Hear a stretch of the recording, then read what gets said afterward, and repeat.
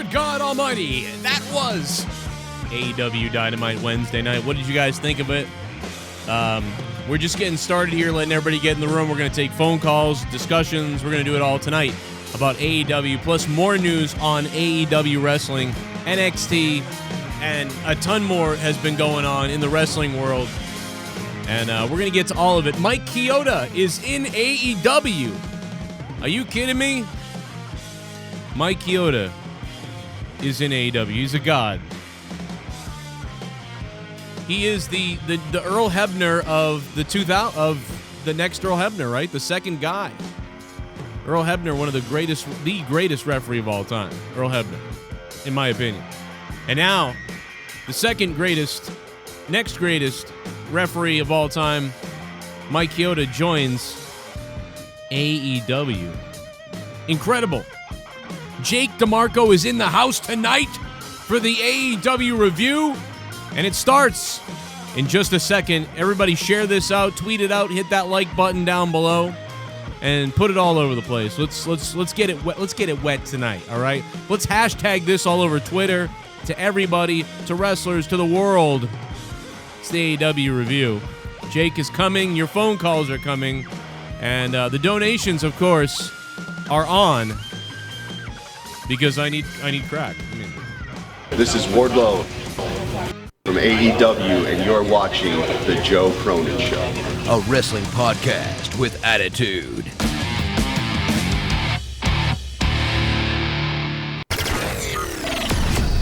When Raw, SmackDown, WWE, or AEW end, tune in to The Joe Cronin Show.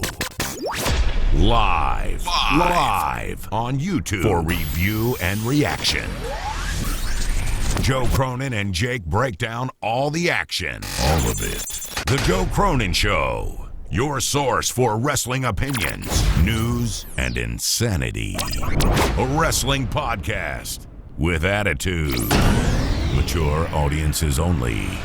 Join our community of over 70,000 people. Subscribe free on YouTube to The Joe Cronin Show.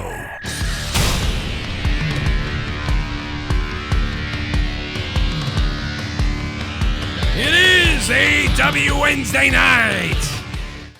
Jake DeMarco's camera is not functioning, but we are functioning live on YouTube. We are functioning. What's up to the chat? Let's party tonight! Huh? Who's with me? Who's with me? Jake, you with me?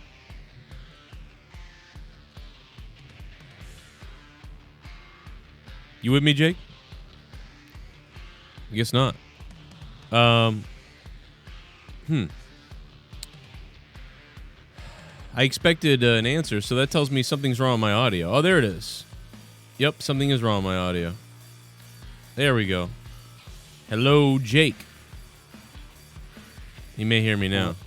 I'm on my end. Yeah, no, it was me. You may have had a problem too, but it was definitely me. What's up, baby doll? I'm going to call you baby doll from now on. Well, maybe he's having a problem too. We both had problem. We are here. Guys, No Justice, No Peace, Sunday night live on Fight TV at 4 p.m. Eastern Time. If you have the Fight app, I am scheduled to be there. I should be there, although I'm not sure yet because got to make sure the COVID stuff's all good and working out. It's gonna be a hell of a drive. What was that? You got to get yourself tested. I'm not sure yet. We got to figure that out. I'm not really sure. I'd hate to miss it, but I don't think I will. I think I'll be out there, so I should be there. Hopefully you make it. People are looking forward to you being there. Yeah. Got to drive through. Sounds like a hell of a show, that's for sure. I got to drive through New York. It's going to be with a mask. I don't have my weapon on me, though. Just keep your windows rolled up. You're good. When I drive through New York, a part of me dies. You know? I think that's everybody.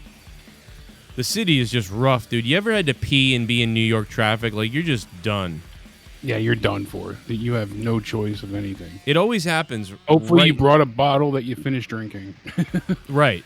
And it's always when I'm driving in the city when, like, I've had to pee the most, and then I'm, like, in the middle of New York City, and it's like, there's nothing I can do about this. We're just going to be stuck here. That's going to be it. But, yeah, I will be at No Justice, No Peace, and it will be live on Fight. You guys can order it now. Even if I wasn't to be there, I would tell you to order it and give it support anyway. But I should be live on Fight.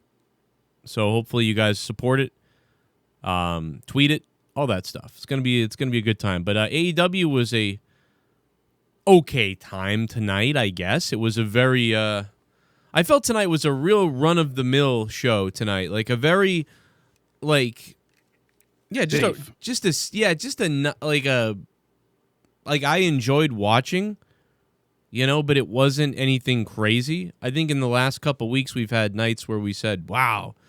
You know, and I don't think tonight was a wow night, but it was a fun show. It was entertaining enough, I guess, is what I'm trying to say. Yeah, I don't regret watching it, like, you know, going through Raw or anything, you know, close to that. But I wasn't as entertained as I have been in previous weeks. I could give tonight like a 5.5 or a 6, honestly, and be okay with that. And that's still a good score, I mean, considering everything that's going on, so... Yeah, sorry, I just creamed a bit when you just talked. You just talking does that to me. That's it. So I guess it's all about the voice. We should start at the beginning, I guess. First of all, let's just go right into the new TNT championship. I guess I was calling it TNA for like hours today. Let's go into the new title. I think it looks great. A little. I would have preferred the strap to be white. I think it would look great white. Yes, that would be a good clash between the gold and silver look. I think white would offset the other two colors. The thing is, too, that several people have now pointed out that I can't help but see is that the center around TNT, if they had some sort of inlay there or... No, you know what? I like it. It's so reflective. It's like chrome. See, I don't care for that. It looks just bland and empty to me. It looks like a serving mirror platter. It's kind of a mirror. Yeah, I got to tell you what. I like this belt. I don't care. I like this belt. But of course, you'd be happier if it was white. We know, Joe. But if it was white, yeah, because I'm racist, and it looks like a Native American right now, so I don't like that. No, I just prefer the strap was white. I mean, honestly, the strap black would be good too, but the only reason why I wouldn't make the strap black is because they've already got a black strap. It's the AEW World title is already black, and I just think a white one would look... It would really make the colors pop. I think this... It would look more elegant, too, I believe. I think it looks great, though. I don't even care. Like, honestly, like, I still think it looks good with the red. I've seen people bashing it. I've seen people loving it, bashing it, whatever. I've seen a lot of different opinions. In fact, this title, I don't remember a title being argued about this much. I feel like there's so many different opinions on this that it's hard to gain a feeling on what the overall feeling is about the belt. It's just so... Yeah, it's just so different. I mean, maybe put a poll up or something. I'll try to put a poll up. Because I can't tell, man. I can't figure out what people think about it. I can't pinpoint how people feel. It seems like there's so many different opinions on it. I don't think there's any set. I'm going to put, like, love it, it's okay, ugly, new AEW TNT title. What do you think? Let's see what people say. I think there's going to be a lot of different opinions and picks because I just think that people are just do we really see? Like, I don't think it needs to be thought about this much unless it's like horrific, right? Unless a belt is horrific or amazing looking. What are we doing talking about it? You know, who cares? I mean, like WWE, I feel like, yes, we could criticize the WWE titles because they all look the same and stupid. WWE on all the belts, and they all look stupid and cartoony. So I understand that. And maybe the 24/7. But, I don't know why we criticize the belts so much. I think all belts are pretty good looking except the WWE World titles and the women's titles because they all look the same. So that's the only belts I think suck are those. Even the 24/7 title in WWE, it's green. Everybody says it looks kind of ugly or whatever. I appreciate that it looks different, so I don't even care. It's not the best looking belt, but it's better than this WW, same thing, everything. NXT title looks really nice too. I think AEW and NXT, I think my favorite belts right now would be the AEW belt, the NXT championship, and then after that it would probably have been the original Intercontinental belt, but since they changed it, I think the belt looks great, the new Intercontinental belt. It just doesn't feel like the Intercontinental belt. I like the North American title as well. Yeah, I'm not a big fan of straps that look that way, but it looks. I like it too because it's different. Like you know what it is when you see it. Like again, I'm very in favor of making belts look really different. Now this is not necessarily really different. You know, it almost looks like kind of like the WWE Championship from like a mix of the Winged Eagle belt and the updated version that Austin had for like about 6 months in 1999 or a year. Yeah. The big WWE, WWF title Triple H, Austin, and The Rock held between 99 and 2000 before they got rid of that. So I like it. I like this belt. It kind of reminds me of those, and I like that. But yeah, could they have done something else? Sure. But it looks better now than that tin thing they had. Yeah, better than what they've been using the past few weeks that Brody Lee stole. Yeah, when you saw that and Brody Lee holding it, it was like, ooh, yeah, that thing was kind of rough. Yeah, that was janky. Didn't look as bad until you saw the finished product in front of your eyes. Yeah, really, man. So I got to say hats off to them overall. I think it looks beautiful. I love that shine. I like that middle. It really pops this reflections of everything. It can look different because of that in lighting. This variable reflection in the middle. I don't know, man. I like it. It does kind of look like a dinner plate, but I think some dinner plates look pretty amazing in a rich person's house usually. Not my dinner plates, but somebody else's. But so I don't know, man. I'm down with this belt. I think this is actually beautiful, to be honest. I think the AEW tag titles look rough. Did you see how scratched they were? Did they drag those on the cement outside? Yeah, those things have been through the ringer, it looks like. What happened to those belts, man? When I was watching them sit there talk about like Adam Page and Kenny Omega, dude, the belts look like they're fucking like mangled. Like I don't know if anybody. Oh, when they were going over their favorite tag team, talking about the Young Bucks. Yeah. Good Lord, these belts are just they like. Can you buy some polish or something and shine these up and get the scratches out? And I don't want to forget to say this either, but I did laugh out loud. You know, like an actual full-on chuckle when Hangman comes out to help at the end and he still has his drink in his hand. Like, you can't put the drink down for a second, you know, just that little that's like trait. the third time he's done it, or fifth time. I know, and it's just such a, it's so ridiculous that it stands out to me. Look at the scratches on this belt. I'm not making this up. Look at the scratches on that belt. Yeah, they've been brutalized. The blues kind of scraped off, and yeah, dude. I mean, who the hell made these belts? These are new. These look like the Top Rope Promotions World Championship, like after like like fucking 10 years, and like, and the company won't get a new belt. Like what? You also got a Killer Kowalski mention thrown in there tonight too. With Taz. That was cool. I popped in the chat for that because, but he went. Kazarian was at the school way back, like way before I was, before I was there. Around, I want to say when Tommaso Ciampa was there and people like that. When Frankie Kazarian was there, maybe like that's cool. Pretty crazy. Yeah, nice mention by Taz, man. I always loved that school, and it's so legendary, man. And Kyoto in. AW. So out of a scale of 1 to 10, what would you give this belt? The belt, I'd probably give a 7.5. I do like it. I think I'm there with you. I like it more than I don't. Yeah, I think it's a little crass with gold, silver, and then red. I mean, it's a little weird, but I like it. I do think. Imagine this white. Can we make it white? Yeah, because I've always, like you, loved the white IC title, that strap. You know, the one they brought back. I love that thing. When that Cody brought back. How do we make this white? I got to go into a program to do it. But I'm at this title white. I think would look. I think it would just really look good. I don't know. Maybe black, like we There's said enough too. people in the community that are very talented with Photoshop. Somebody will get on it. Yeah. And put out a request. Somebody's a sexy bastard. They'll figure it out. All we need is the high res photo of it all laid out, and then I can like crop it out or whatever. But yeah, That's no fun. Ask the audience. I just think that what we got to do is we should review every belt and do a tournament of reviewing belts or something and come up with with our favorite which belt. belt survives. Yes. Yeah, that'd be. Let's put belts up against them and do that whole thing. That'd be really fun. Grade on style, history, find all these different points of contention. That could be fun. Yeah. I think we could do it based on history and lineage and look. So we could come up with the best looking belt we think of all time.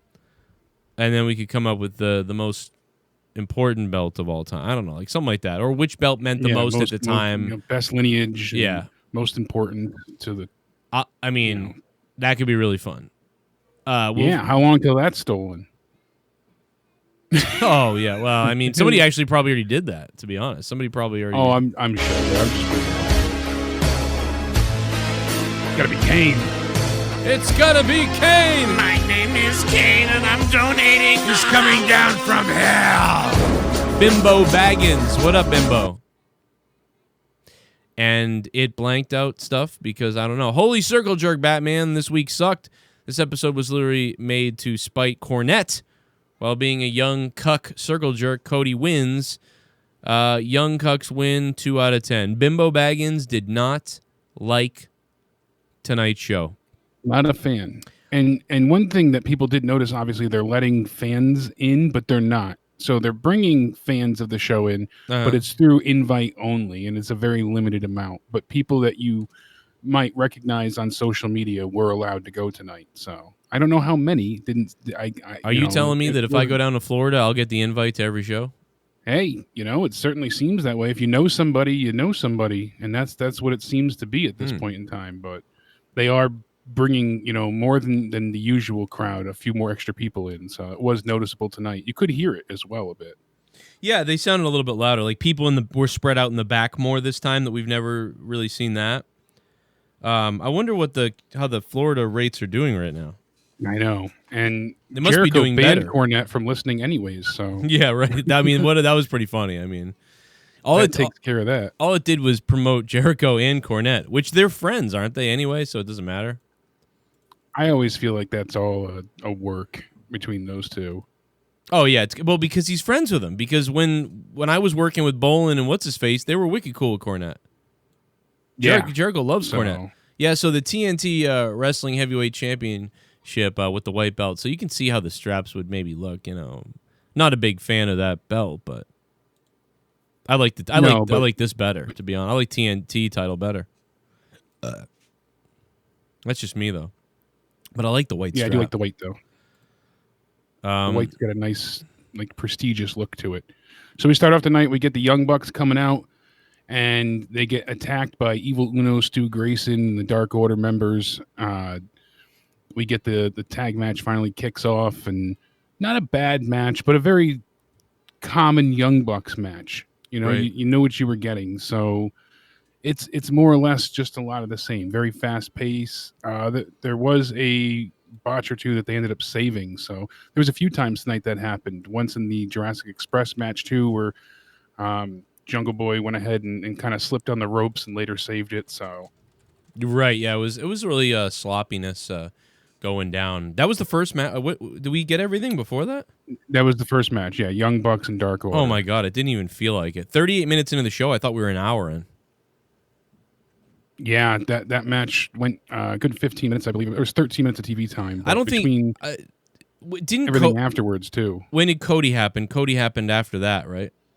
Yeah, after that match. Well, Cody happened after the MJF promo, which was after that match. Still. Okay, so yeah, let's do the rest of this match. I saw nothing in this match that really interested me that much. I thought it was okay, like you said. I thought it was just a run of the mill thing. I've seen better Young Bucks matches, better story stuff.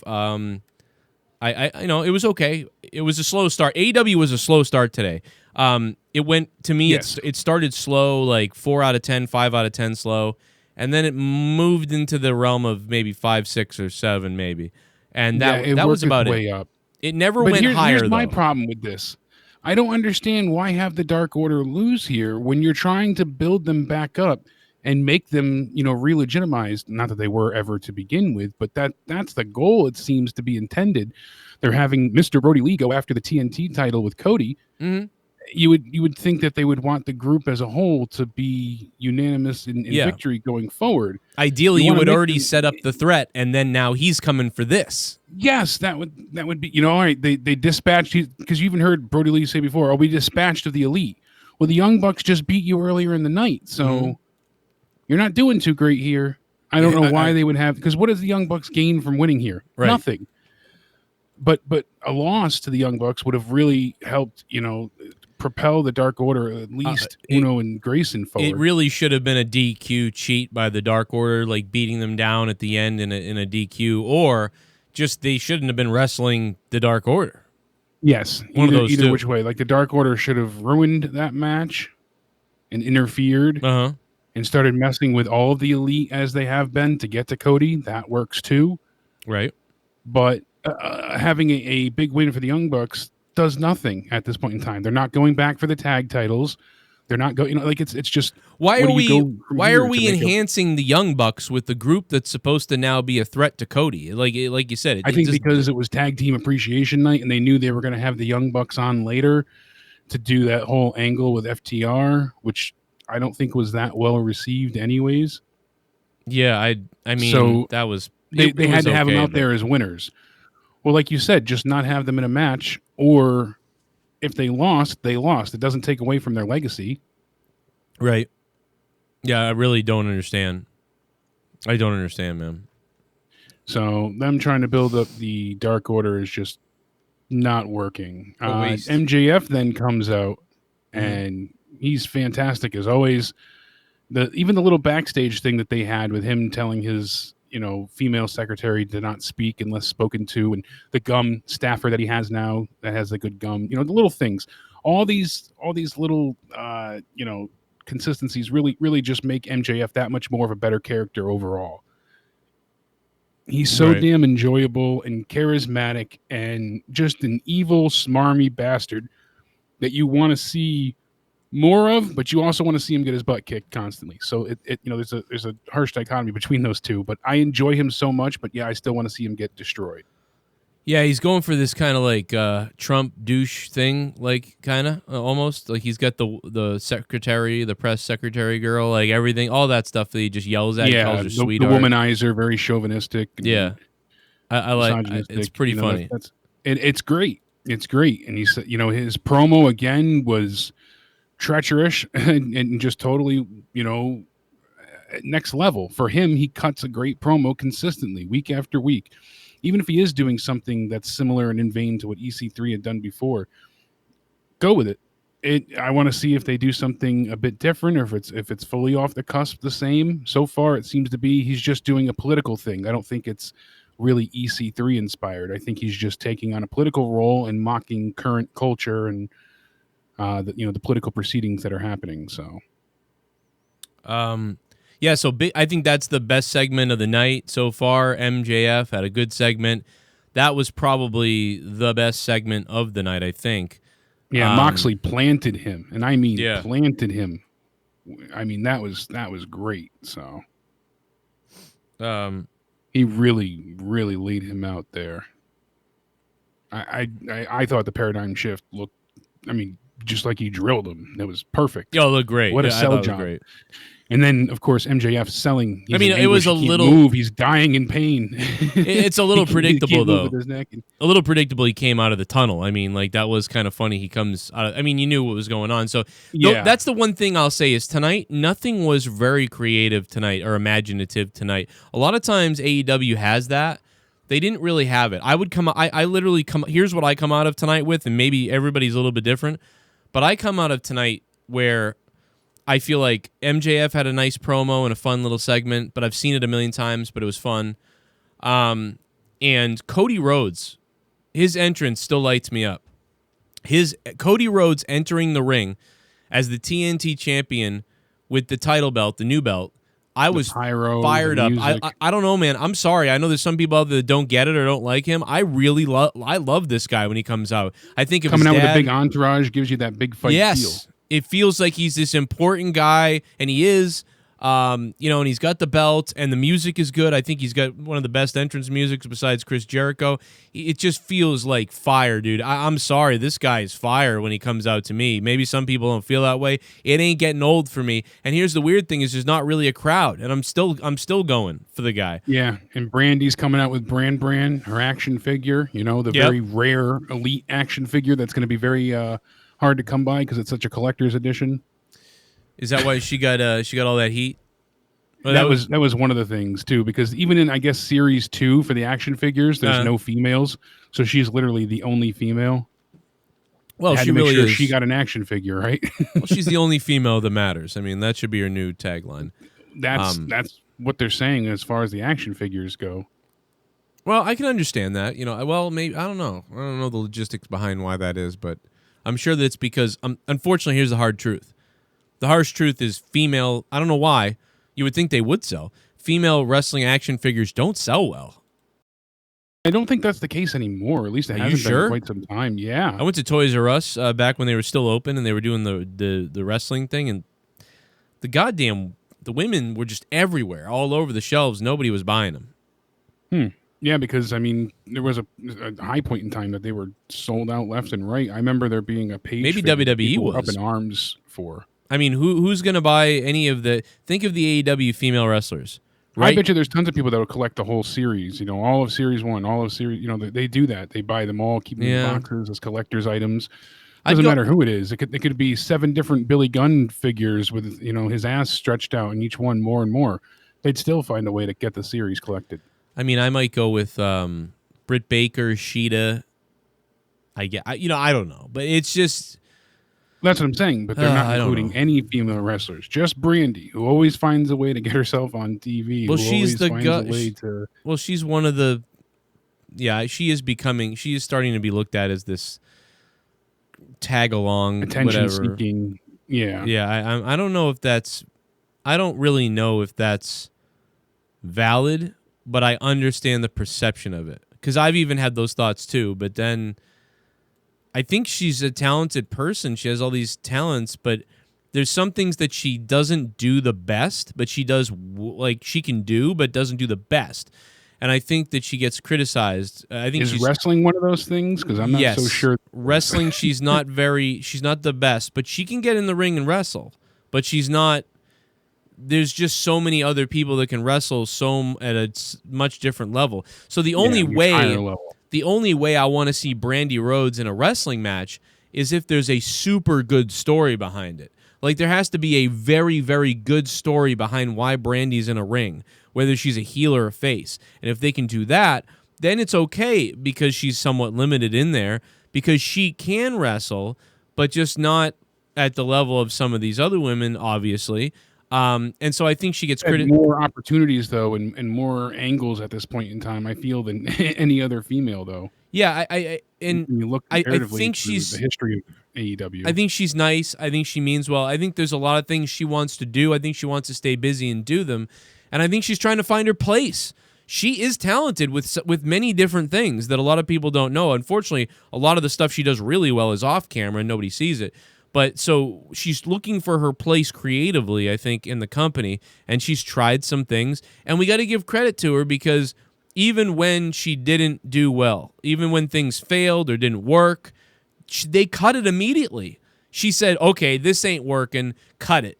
She didn't drag it on. Do you know what I mean? She could have dragged a lot. In fact, sometimes I think maybe she should stick to it a little longer because the minute something doesn't work, they're done with. They cut it loose pretty quickly. I mean, so that's kind of you got to give them that at least. Hey, this ain't working. I give her credit then when the Nightmare Collective was ceased to exist. Yeah, granted, at least they listened to the fans, but then there was something else immediately after. Yeah, well, I think she tried something different. Let me try something else. But it's a constant when you see some of the other women that are maybe more deserving. I got to be honest. This is unfortunate because I know that this goes against the whole women's movement and what everybody's about, and women being very proud and powerful too, and all these things. But and I hate to say this because I don't want it. It's not supposed to mean what it is. The bottom line is there are some guy managers, male managers, who enhance talent. like Taz. Oh, absolutely. Taz can help out, and there's a lot of managers. Jake the Snake Roberts. Jake the Snake Roberts is going to enhance anybody he's with. You got to be careful he doesn't overshadow them, and I think you've seen that again tonight where they were like, Jake's amazing, but this is the guy running the show. And that was, again, they did it again tonight. So that was really important with what they did tonight with... I don't know what the hell they did with Jake by having him have Everybody Dies written on his back. To me, that was just pointlessly ridiculous. Well, it was weird. It was weird. But it was meant to say, like, weird. This guy's unhinged and he's running the show. You know, but Jake has always looked like the leader controlling Lance Archer. Now Jake looks like the subordinate. That's a problem, though, because Jake was overshadowing him. I told you this. I said this... He was overshadowing him, but now he looks like... He's not in charge at all. So what's his purpose? It's to be a mouthpiece and convey the message of Lance Archer, where before it was, I'm controlling this guy, and that's not good. Now I like it better. I agree. I like it better. Listen, I like Jake Roberts. I don't give a damn about Lance Archer. I think he sucks. I mean, okay, I don't think he sucks. I take that back. He's kind of impressive. But I don't feel him. I'm not vibing with, like, he's the next guy. He reminds me of a guy who lasts 3 years and then goes away and then that's it. So I value Jake the Snake Roberts a hell of a lot more than the guy he's representing. But that's a major problem because we're supposed to love this Lance Archer guy. And all I'm seeing is how great Jake Roberts is. That's a problem. So the problem of Lance Archer's, not Jake's. I mean, Jake's just too good, so Lance has to step it up, and he's not. And the problem is the way they're presenting this, it's just very ass backwards. It was weird. It looks more like he's ready to attack Jake than be under his tutelage, and I'm not sure how that's going to play out. And AEW has a problem to me. No, I don't. Seems like I think he's using his manager. You know, he's like, do what I told you. Like, you know what I'm going to do. And force, it's not but why? I don't know how you can say this. This is like an Undertaker Paul Bearer. Like, yeah, but Paul Bearer had to grab the Undertaker's hair and, like, stop him from doing things, and Undertaker was uncontrollable, it felt like. But Paul Bearer had to grab his hair. Jake Roberts has had to do that with Lance Archer, like, that's enough, Lance, stop it. And then Lance pushed him out of the way. Then Lance today went and ripped his shirt off and pulled up his back to show that, you know, his friggin' stupid catchphrase inscribed on his back. For what? Well, I do think Lance Archer is stupid. I mean, you're embarrassing your partner or your manager.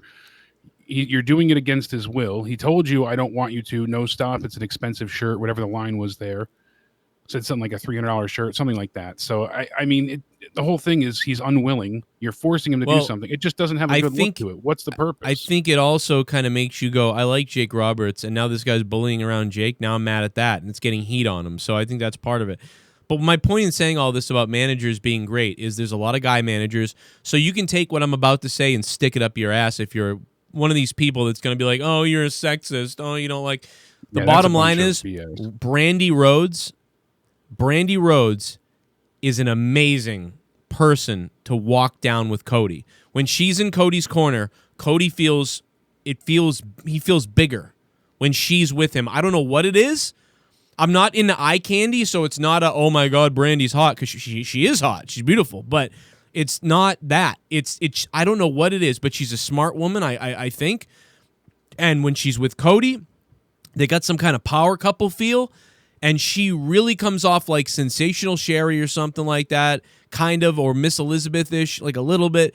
And I think that as an escort to the ring and a manager, I think she really adds to Cody's character, and that's just tenfold, no doubt about it. That's your role. I'm sorry, all these other things you didn't work. I don't know what it is. That's what she should be doing week in and out, and she works very well. She should be in Arn's position full time.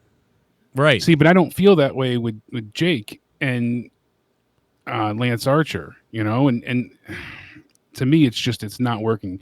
Plus, AEW is addicted to the hot shot. When they find an angle that works one week that people resonate well with, they got a lot of views and positive reaction to the first time Lance Archer destroyed people while Jake spoke. We loved that little segment, moment, whatever you want to call it, backstage interview. It was well shot. The tile coming down as Lance, destroyed the guys in the locker room was funny. Last week they did it again, but they did it online only. But they had to go back to the same well, and same reaction. People thought it was funny. I enjoyed it. All right, that's good. So this week, what? Let's do it again. It worked twice. Why wouldn't it work a third time? But now we got to change it up a bit. So I don't appreciate them doing again in a night that already felt the very same, or at least very familiar, then doing the third week in a row of the same exact angle, and then cucking out Jake the Snake Roberts on top of it was really a bad look. So this is not a good segment combination at all whatsoever. It just feels like they keep trying something different, and it feels like, what it feels like to me is, I honestly believe this. First, they let Jake do all the talking. I was criticizing him, like, you're overshadowing the guy that you're supposed to be putting over. And then it was like right after we said that they started trying to put over Lance more. And it feels like every week they're kind of like, we still didn't do enough to put over the new guy. And so now they've gotten to the point where not only has he been talking on the mic and trying to be saying the last word, and kind of they've been leading to this. Jake has been like, come on, man, really? And Lance is like, now, Jake. And he's like, all right. You know, and it's sort of like, so you're riding the coattails. You're the second guy. I'm the man. So they've really been every week adding to that. And this week they went further than they ever have, like you said, with having him flip him around, rip his shirt off, and be like, everybody dies, and I'm in control. Yeah. If that's the case, then they just went fully too far. But. Yeah, so maybe that's what it is. Maybe now they'll rein that in a little bit. Maybe because it feels like they are watching and deciding what they think works, and maybe they'll think that I don't. The problem right now, I'm not as mad as you are about it. Lost. What? Lance lost. Lance is a loser. He's done nothing but lose. Yeah. Anytime it's anything important, he lost title matches. You know that. So okay, you can beat up a bunch of smaller guys. But just like the problems we had with, people like Rusev and Ryder and, again, Cardona not on this show this week either, so he must not be best friends with Cody anymore. Good night. But, yeah, I can't help but feel like there was a big step in the wrong direction when they really need to rehabilitate his image, because right now he looks like just a pile of nothingness. Yeah, I'm not He's supposed to be intimidating, but yet nobody fears him at all. I'll tell you right now, man. And that's kind of the issue. I love Jake. That's all. I just want to see there's Jake. There's so much promos. history. You're always going to side with Jake, but a lot of the people that are watching and younger don't know who Jake is, or at least don't know him to the extent that you or I or other fans do. Even younger people have liked his promos because he's been real, or like dark or whatever. So yes, I'm sure they have, and that's been proven with him getting over. He's a magician on the mic, no doubt about it. Problem is that people don't have the same compassion for Jake the Snake like you and I and others do. So I don't know if it's working in that regard either. No, I think he's working fine. I think the problem is the Lance Archer just, I don't know, man. He doesn't even look right to me. He looks like he's dressed like Rufio from the Hook movie. Looks like he thinks he's Rufio from Hook. I don't know, man. I'm just not a big Lance. I haven't seen enough in the ring of him to make me like him. He doesn't. Well, that's the thing. We haven't gotten enough of anything. He doesn't stand out as anything in the ring to me. Like, he doesn't have a charisma in the ring that I love. He just looks like a big guy he looks like a big dude who should just be kind of like on the lower card. Right now, that's how I feel right now. He seems like a lesser version of Karrion Kross. Sure. And that was the theme of tonight. Really, it was been there, done that. Yeah, well, it seemed like they watched on the WWE Network an older episode of WCW and was like, let's do that. Anybody got an idea for a script tonight? No? Well, let's put on the WWE Network and let's do that. And they went back to an old episode of Nitro and they recreated it from start to finish. Well, I thought Kyoto was going to turn bad in the first match with Cody. I thought Cody was going to flip heel tonight because Cody was wearing, like, leopard or something like that, or whatever you call it. He was wearing some kind of leopard stuff, like Shawn Michaels on his pads, on his pants, on his tights. Yeah. And he came out like weirdly cocky, and he was calling himself the Prince and all these other things that I hadn't heard. And it just seemed like they were getting ready for a heel turn, and they might be getting ready for some kind of slow burn heel on Cody. But he's like the anti-face at this point, and they're doing that as well with Kenny Omega. Yeah, they did it with Hangman for a while, but now Hangman backed off from the preemptive heel turn, so we're getting that with a few different people at this point in time. So they got to be careful that they don't have too many of these tweeners. You need some really good, wholesome baby faces. But nothing happened. To make you appreciate the heels. And Well, that's the thing, because Scorpio Sky should be important, but he's on this crazy win streak. Guess what? I haven't seen a damn bit of it because it's all on Dark. I don't watch Dark. I don't have time. I'm watching all this other stuff. So yeah, we saw him lose again. That we saw him lose again tonight. Exactly. We've seen, SCU lose. We saw them lose at their tag title opportunity. Now we see Scorpio Sky lose again. And you knew he was going to lose coming into it, so it didn't have a big fight feel. As where Kingston was probably the last time I thought, maybe they could take the belt off of Cody, possibly. Very, very, very unlikely. But I could see them doing, something big because this has a big fight feel, the way they introduced the match. Since then, we haven't gotten that. It hasn't felt that way. It hasn't felt that special. Speaking of feeling special, this is one of my biggest criticisms of the night. The commentary in the final minutes or seconds of matches tonight was awful. The commentary was good tonight for the most part. I thought they did a good job. I thought Taz was really good. But the problem is, every single finish, JR doesn't call the finish almost. And then Tony jumps in to get excited because JR does nothing. And then Taz says nothing. So, like, if you listen to all the finishes tonight, it was like, I didn't know it was over. And neither did the commentary crew. Or at least JR didn't. There was on Cody Rhodes' pin on Scorpio Sky, Kyoto jumped down. It looked like he counted one. He didn't. And then he counted 1, 2, 3. And JR said nothing, I think it was. And then I think Tony Schiavone chimed in like, that's Schiavone called out. That's it, or something like and that. JR even made a comment at one time like, what the hell happened? Yeah, and then you're right. And then JR said, what happened? And then Tony was like, he got him, blah, blah. And then JR like repeated what Tony said. And it was like, what is this?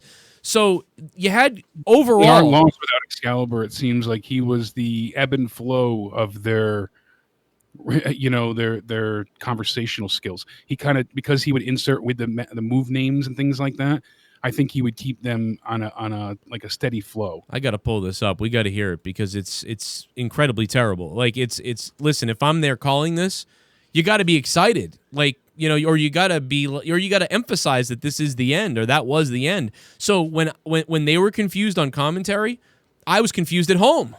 I was confused. I said, did this just end? But I was watching and I said, well, it ended, but then I didn't think it ended. The reason why I didn't think it ended was because the commentary didn't sell the action that was going on, and I need both to sync up in my head to tell me what's up. I saw the 3, and then it was like I was waiting, and the commentary never said anything. It was like, what the hell is going on? And we got to pull the audio because it happened twice. I think it happened in multiple matches, finishing matches. However, overall, if you were to take the overall, I thought the commentary tonight was pretty good overall. Thought it was good overall. But those closing moments to multiple matches was like, damn, that's your call of the end of that? Yeah, that it just felt more like deafening silence than an excited finish.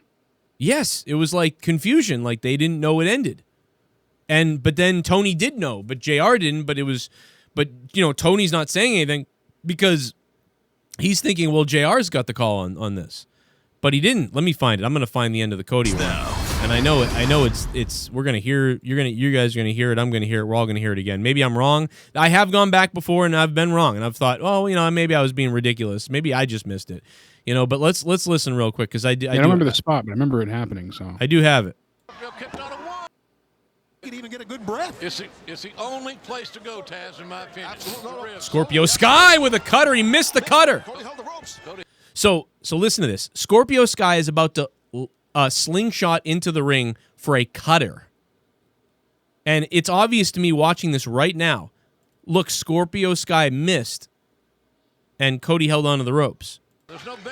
So we're going to listen to how the AEW commentary commentates that. Seemed like he could even get a good breath. It's the only place to go, Taz, in my opinion. Totally, absolutely. Missed it. Cody held the ropes. Cody held on. And now, back in that crossroads position. Well, he planted him that time. Scorpio kicked out of 1. But he can't kick out of 2.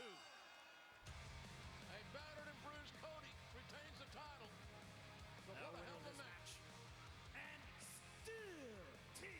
I'll be right back, Jake. One of my kids just got hurt. Alrighty. Let's go ahead and we'll keep going through the night. Before Cody Rhodes and Scorpio Sky. We went ahead and we had Matt Hardy go ahead and cut a promo. It was okay, but it sounds like Matt Hardy pretending to be Matt Hardy.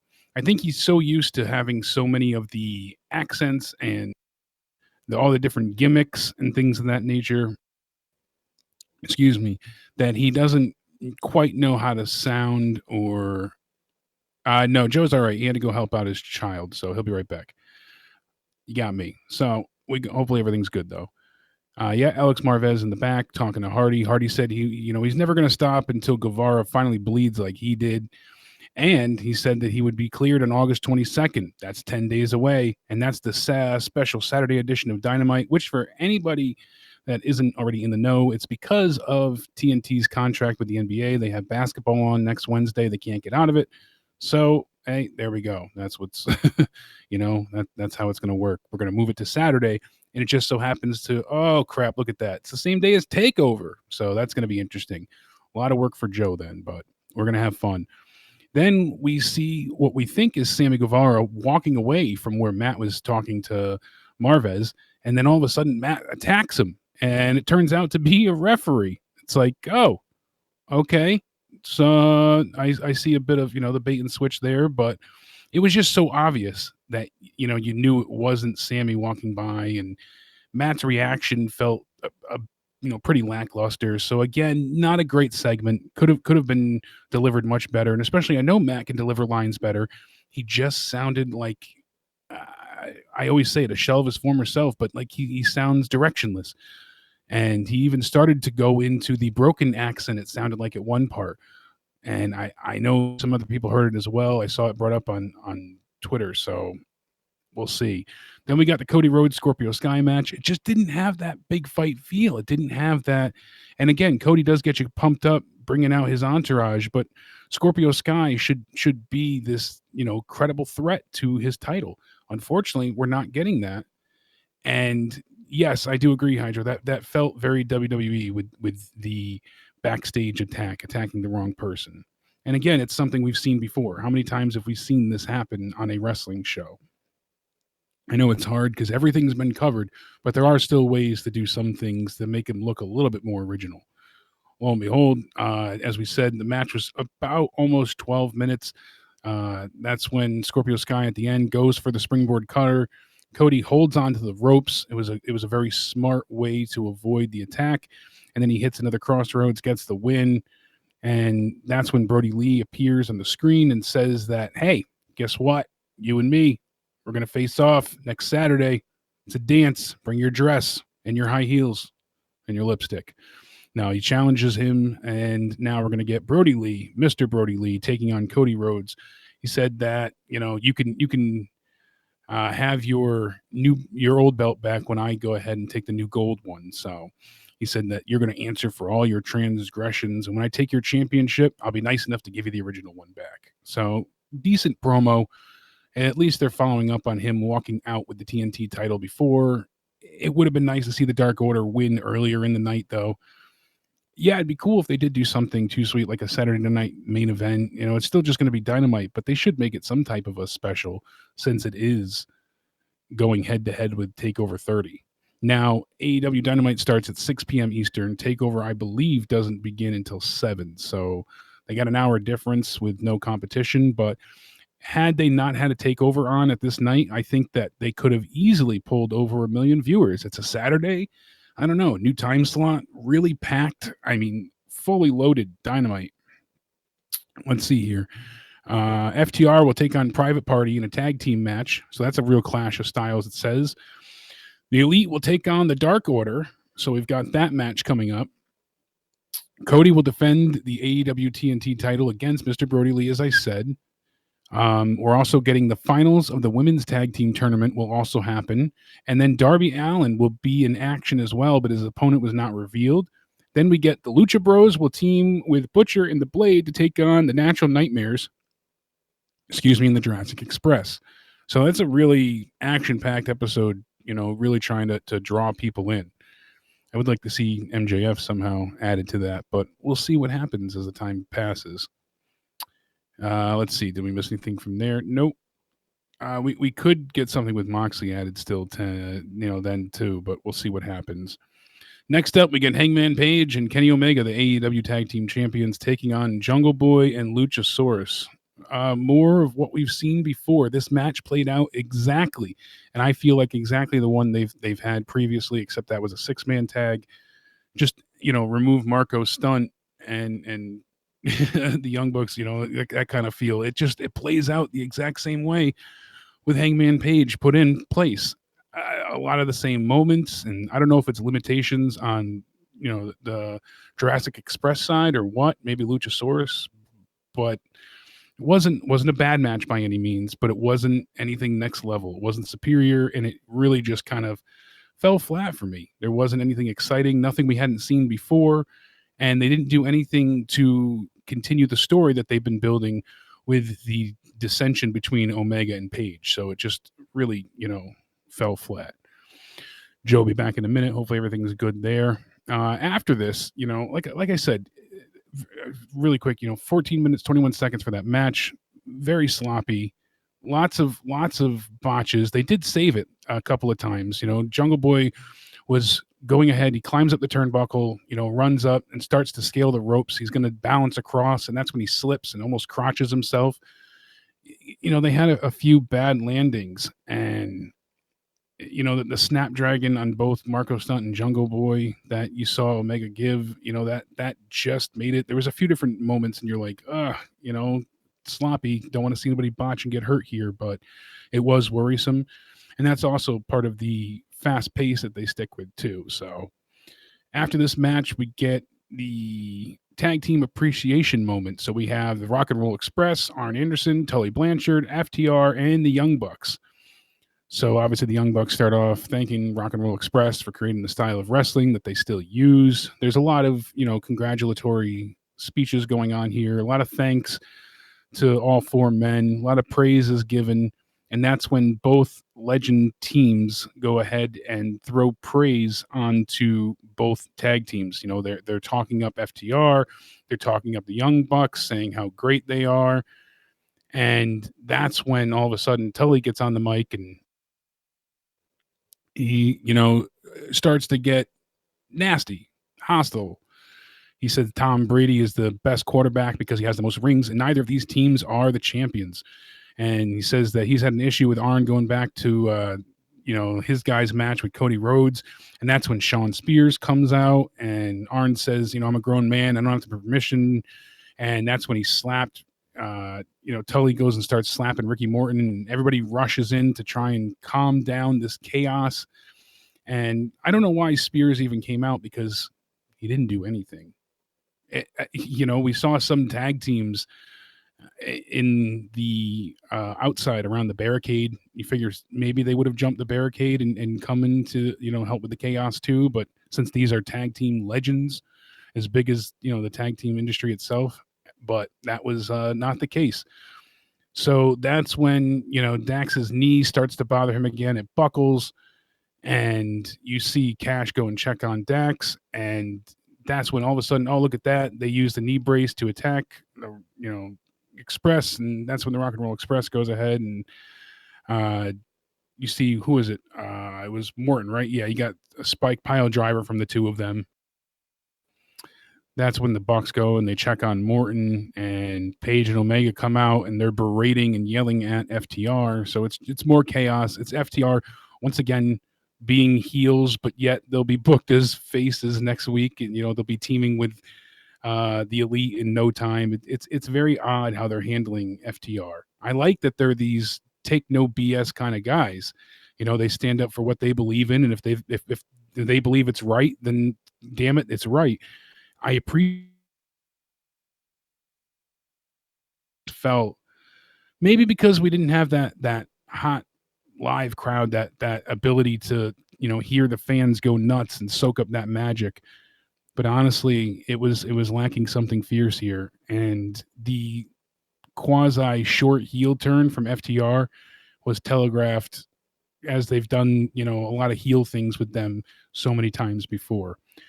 Folks, we also will get to, Ricky Morton taking a bump at 70 is crazy. So good on them for being able to do that. Hell of a bump to take too, with that spike friggin' pile driver. Nuts. Then, we will be taking and playing your donations shortly, guys. So go ahead and make sure you get those in. I apologize. I do not have the ability to play them, but we will be continuing them shortly. Joe will return. And Ethan says NXT was better. Yeah, I do worry that AEW we'll see what happens next week. I don't want to see them book things to be reactionary and to really try and go ahead and focus on, we have TakeOver 30 against us. Hopefully they just go ahead and play it out as if it was a normal show. Next up past that, we had Hikaru Shida, who's doing much better on the mic, by the way. She took on, who is it in my notes here? Heather Monroe. Never heard of her. I apologize. Maybe if somebody in the chat, have you guys heard of Heather Monroe? We'll find out. But a very, very, very short match, shortest of the night, 2 minutes long exactly. Shida, applies her submission. What is it? The stretch muffler. Odd name for that one.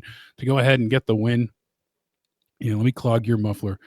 After the match, we see her get interviewed by Tony, and she does very, very well speaking. They should have her cut more promos. So I thought that was very good. And but this is all we got from the women's division. This is it. Come on. We have to have more happen. We have to see more. We have to go ahead and do more. We have to give these women a chance to succeed here. Giving your women's champion 2 minutes and having her cut a 30-second promo doesn't constitute is giving, women a chance. Sadly, we didn't even get anything from like Britt Baker this week, as we usually get those little promos in between. So the one match we got, including entrances and the promo, I bet you lasted about 4.5 minutes. And that's it for a 2-hour show. That's has to change. And I know some people say, well, the women's division is terrible, but how can it get better if they don't work towards making it a better product overall? NXT, for as much as they might be behind in some ways, their women's division is miles and miles ahead of what AEW has currently. I don't know if that's a con issue, if that's an Omega problem. I mean, there's many people to point the fingers at and point blame to, but yeah, Soundwave, I wish I had the ability to play the donations if you just left them on, because now I can hear them, but hopefully we'll get them back in a few minutes and I can play those for you guys. Then we got the Lance Archer bit that we talked about. He forced up Jake's shirt after destroying 2 different guys in the locker room and revealed everybody dies in, scribbled in marker on Jake's back. I thought that was ridiculous. I didn't care for it at all. Like I said, they're trying to cuck out Jake. They make him look bad. What's the point of that? Why have Jake be put in that position? I know Joe didn't mind it as much as I did, but it really just it bothered me. And again, too, going back to the women's division here, having Shida have her face Heather Monroe, whom I guess no one's ever heard of as far as the chat goes. Why? What is the purpose of having you face a no-name talent? If you want to have somebody debut and you're going to give them this long, like they did with Kingston for the women's division, fine. But don't have you go out there for a 2-minute squash match. Then again, I would be saying, oh, well, they had her face, Brandy, but it was a 2-minute squash match. So that was pointless. If their plan is only to go out there and give them a 2-minute squash, then I guess it's better they have someone that's brand new come up and do this. You don't want to have established females lose consistently. But they should be getting more than that. They should be giving us things that are far more exciting and more entertaining for their television product. Focusing on YouTube, I guess it's good because you're trying to bring in some new viewers, but having your women's tournament strictly on YouTube hurts your women's division. All right, you're going to have the final match on the Saturday show. Good.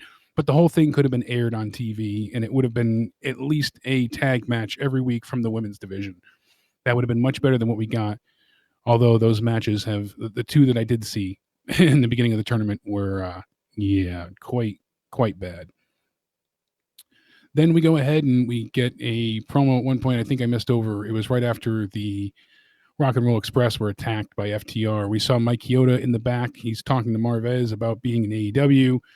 He's been there for over 30 years. And Jericho comes over and says, he's been here, 33 years, I believe, 33 or 32. And here, we go ahead and we have a legend, but what happens later tonight, you're going to be in my favor, right? You're going to be on my side. Basically, Jericho wants to have assurance that when it comes time, Chioda's going to do the right thing. And it was okay. It wasn't a bad segment. Jericho's always entertaining. It was funny to see the little inside jabs these two threw at each other, for their references. And I did enjoy seeing Chioda back on TV. He was one of my favorite refs in WWE for, a long time. He's been there for decades. And I feel like it was such a unclassy and unceremonious ending to his WWE, WWF career to have a pandemic go ahead and have that be the reason as to why they don't continue to pay him and keep him on the payroll was ridiculous. I mean, if something was happening where you didn't want him, be honest, but to lay him off as well as so many others and then not bring him back is terrible, but it's AEW's gain. So now they've got a great referee out of the WWE's loss. It is unfortunate, though, because it's just like, you see all of WWE's leftovers going to AEW, but at least this was a very positive decision. Past that, we get Chris Jericho taking on Orange Cassidy. Again, not to sound like a broken record, but a lot of botches in this tonight. They had a lot of clunky landings, and the lion salt looked like it landed harsh. They just couldn't really get each other to get on the same page. I mean, there was one part where Cassidy goes and he hits a really, really just awkward looking dragon screw, and right before he went for the ankle lock, and Jericho gets out of it, and Cassidy turns a suplex attempt into a stunner. It's like, all right, this is good, but then they start to kind of take things to the outside, and they just started to really fall on top of each other. It just didn't seem like they had their timing right. The match ran just about 13 minutes, and they worked really hard, but the ending was botched. As Joe was trying to, at least by commentary, it was botched because Cassidy goes ahead at the very end after, struggling away from Jericho. Jericho doesn't let Mike Chioda see that he low blows Orange Cassidy, and then he goes ahead and he pulls Jericho down, gets him in the mousetrap pin combination, and gets the victory. And the way commentary sold it, it was like, that's it? The match is over? What happened? It looked like the ending was botched instead of it being intended. And I think that was the intended finish. Rather than have a roll-up, they did this mousetrap pin, which we haven't seen, at least I haven't seen in ages. So, interesting idea for the ending, but I don't think it worked well. And again, not having a crowd, you need to have very decisive, clean finishes, or else you're not going to get the reaction that you're looking for. Hey, there we go. Everything okay? Maybe. Sorry, guys. I'm back, everybody. Yeah, I don't know. We're monitoring him now. Finn pulled something, and it fell down on top of him. It hit him in the head, though. So he had he's a bump on his head. Oh, and poor kid. He was screaming, and so it's a really big thing that fell on him. So it's like a bump. It's kind of creepy, like what. But I guess he fell. I don't know what he was doing. We thought they should have been in bed, but they snuck down into the room down here, and I had my door closed, and they snuck out of bed or something. I don't know. And I'm like, what the hell? Why am I hearing kids screaming down here? And Brenna's on top. Brenna's trying to pick up some big thing like off of him. I guess he was climbing on it and then jumped onto it or something. I don't know. Yeah, and it would fall backwards. I can picture. Ridiculous. But so he's got an ice pack, and now the swelling on the bump has gone down a little bit. So anyway, Leah's monitoring upstairs. Good. Poor kid. Yeah, we got doctors and nurses, so we're calling our family and being like, "Yeah, what do you think?" I mean, his eyes look okay, whatever. Anyway, he's should be all right, but I'm gonna go check on him again in a minute. But did I miss anything here? I mean, no, we went through we just finished wrapping up the rest of Dynamite. There was, as you had said too, it was definitely, one of the not best ways to end the match as far as commentary goes. They made it really seem like, oh, that was an unintentional surprise, but they didn't make it seem like, oh, he really got one up, and it just, they messed it up. Well, that's all there is to it. Here's the Cody one that I wanted to hear that I didn't hear yet. It's the only place to go, Taz, in my opinion. Absolutely. Here's the springboard cutter that's supposed to happen. No, ribs. Totally, absolutely. Missed it. Cody held the ropes. Cody held on. So, JR just goes, Cody held on, and then here comes the crossroads. And now, back in that crossroads position. Well, he planted him that time. Scorpio kicked out of 1, but he can't kick out of 2.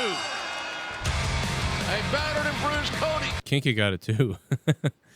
I mean, that was all right. I guess it wasn't as bad. It was worse at the ending, I think, for the Jericho Cassidy. All right, let me go to the Jericho one. What happened? Yeah, there was maybe that's the one I'm thinking of then. It just makes it seem like it wasn't. It looked like the finish was botched, legitimately botched. Where is it? Let me see. At the very last moment, was they body skill? How about this? Part 1 of. Oh, for what? God! That Jericho's going to close to pain. Judas effect. Oh yeah, so he misses with the Judas effect. It was very similar to the other match. The guy misses with a move, and then the other guy wins. So missed it. Rolled him up, got himself a mousetrap there. He's got a mouse.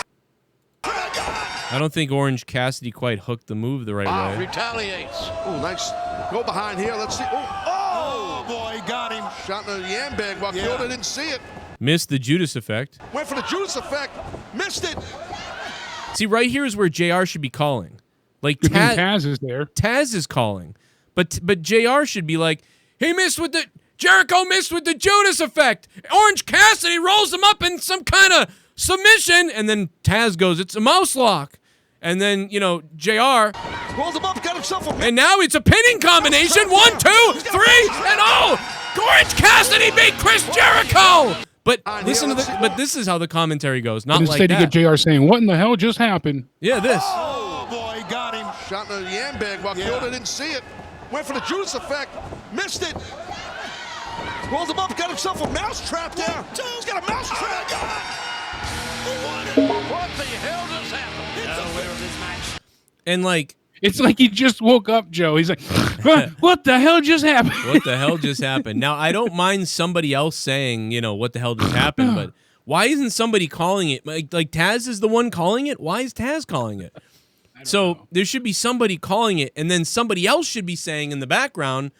So JR should be saying, Jericho goes for the Judas effect. He missed. He missed. Orange Cassidy rolls him up, and now a pinning combination. 1, 2, 3. My God, Jericho just got defeated by Orange Cassidy. And then, what the hell just happened? And then Taz says out loud, "What the hell just happened?" That's what Taz should say. So that's how the commentary should go. JR calls all the action, and then is intense, and then Taz goes, "What the hell just happened, JR?" Or what the hell just happened? And Tony Schiavone should have said, "Oh my God!" Like that, stuff like that. That's what was sell this? the win. Sell it as if it's being presented. It's unbelievable. It wasn't supposed to happen. He was supposed to lose, and he overcame the odds. Celebrate that fact.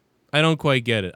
They're all out of sorts. Let me play some donos, and I'm gonna inspect my son again. I'm pretty good with concussions, but this was a big thing that landed on him. I'm a little scared. But so I'm gonna keep checking on him. But thank you guys. Sorry that I left. Leah's watching now. It's Christmas time for Caveman Austin with the donation. It's Christmas time. Gotta get the gifts. Santa's on his way. I wanna make a porn. It's Santa's sleigh. It's Christmas time. It's Christmas time. Let's get it on. It's Christmas time, it's Christmas time, it's a Christmas song!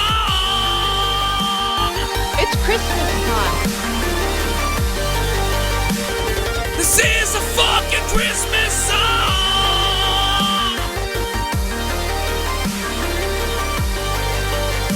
I wanna fuck Mrs. Claus!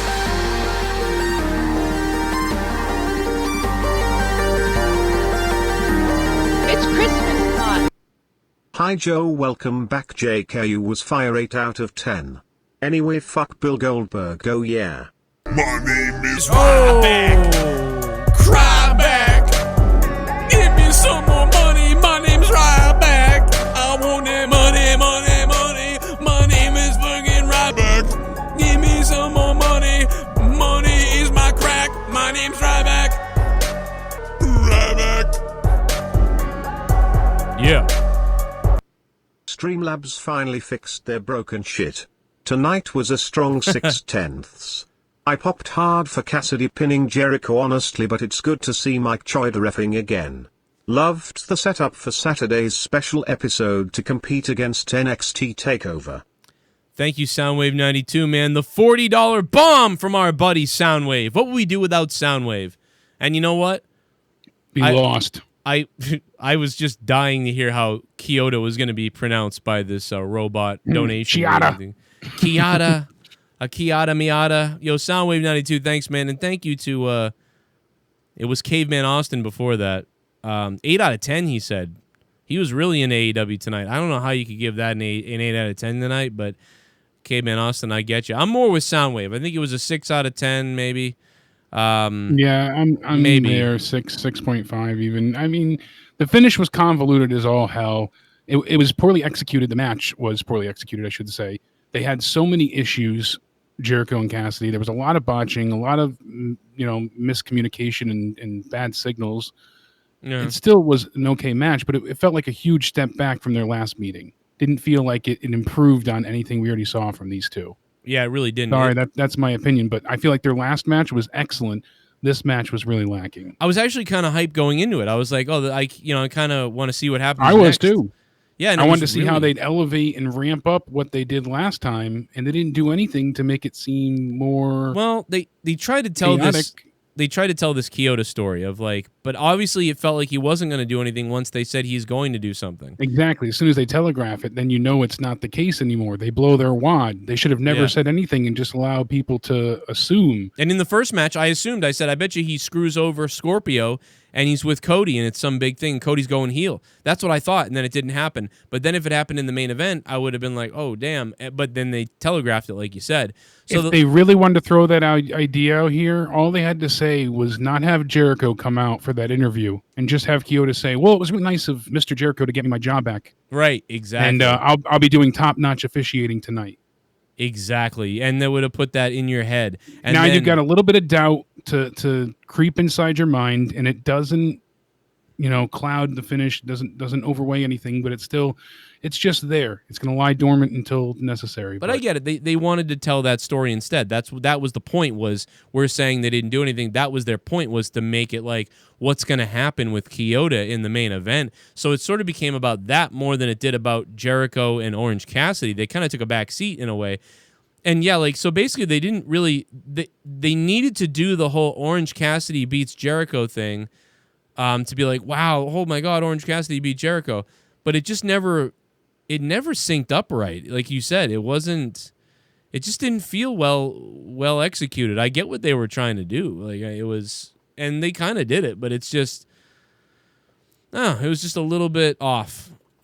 Something. So tonight was very, just bland, very bland, but kind of a thumbs up, but it was more entertaining than WWE again. Yeah. I don't know if it was more entertaining than NXT, but it was certainly better than Raw. I mean, Raw was so bizarre. I don't know what they were thinking for that. Oh, the one thing I forgot to cover was Santana and Ortiz. They went into the showers of the locker room, emptied out the best friend's luggage and dumped bleach all over it and started running water on it.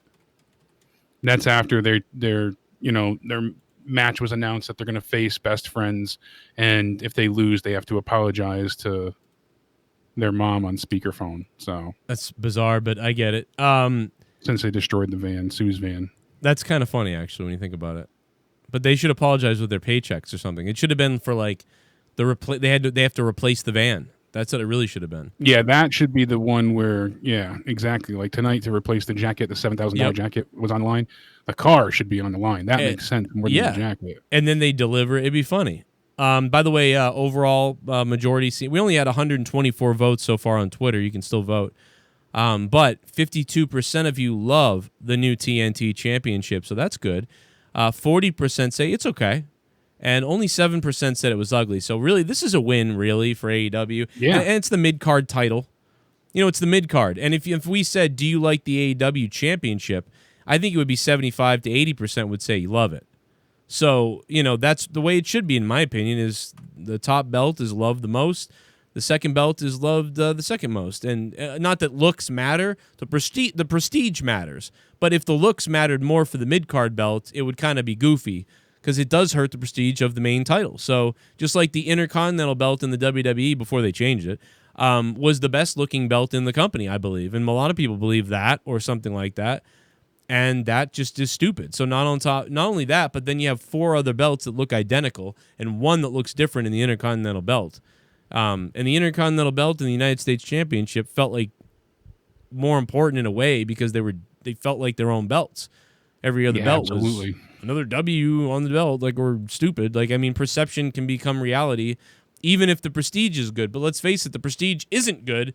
The WWE World title right now is still the most important thing in the company, but the belt looks like the Universal title and looks like all these other belts, so it's kind of stupid. And I think the Universal title is trash.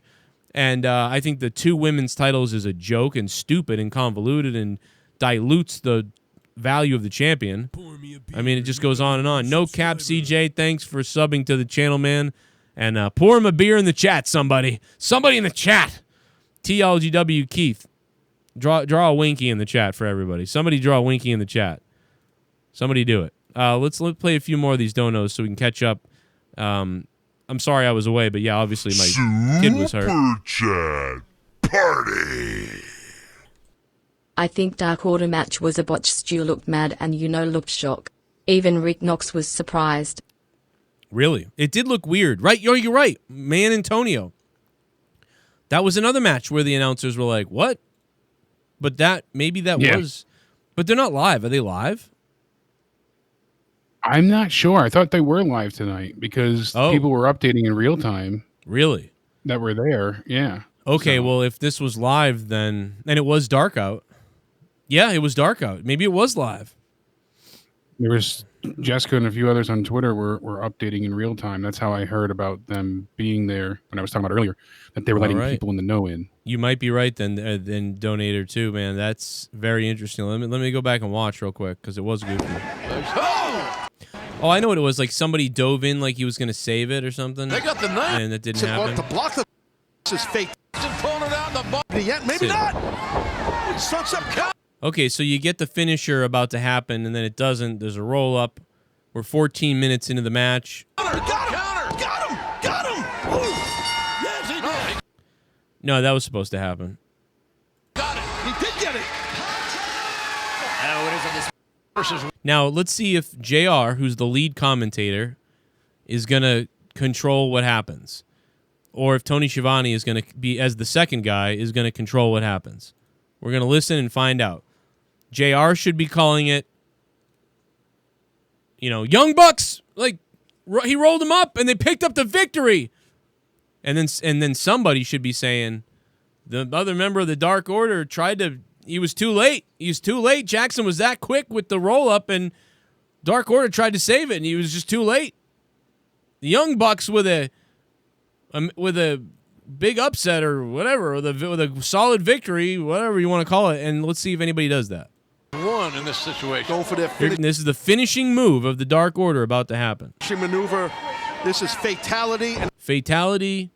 Oh, look at that. The Young Buck, is that Matt or whatever? One of the brothers drops down. It's going to be yet, maybe not. Starts up counter. Got him. Ooh.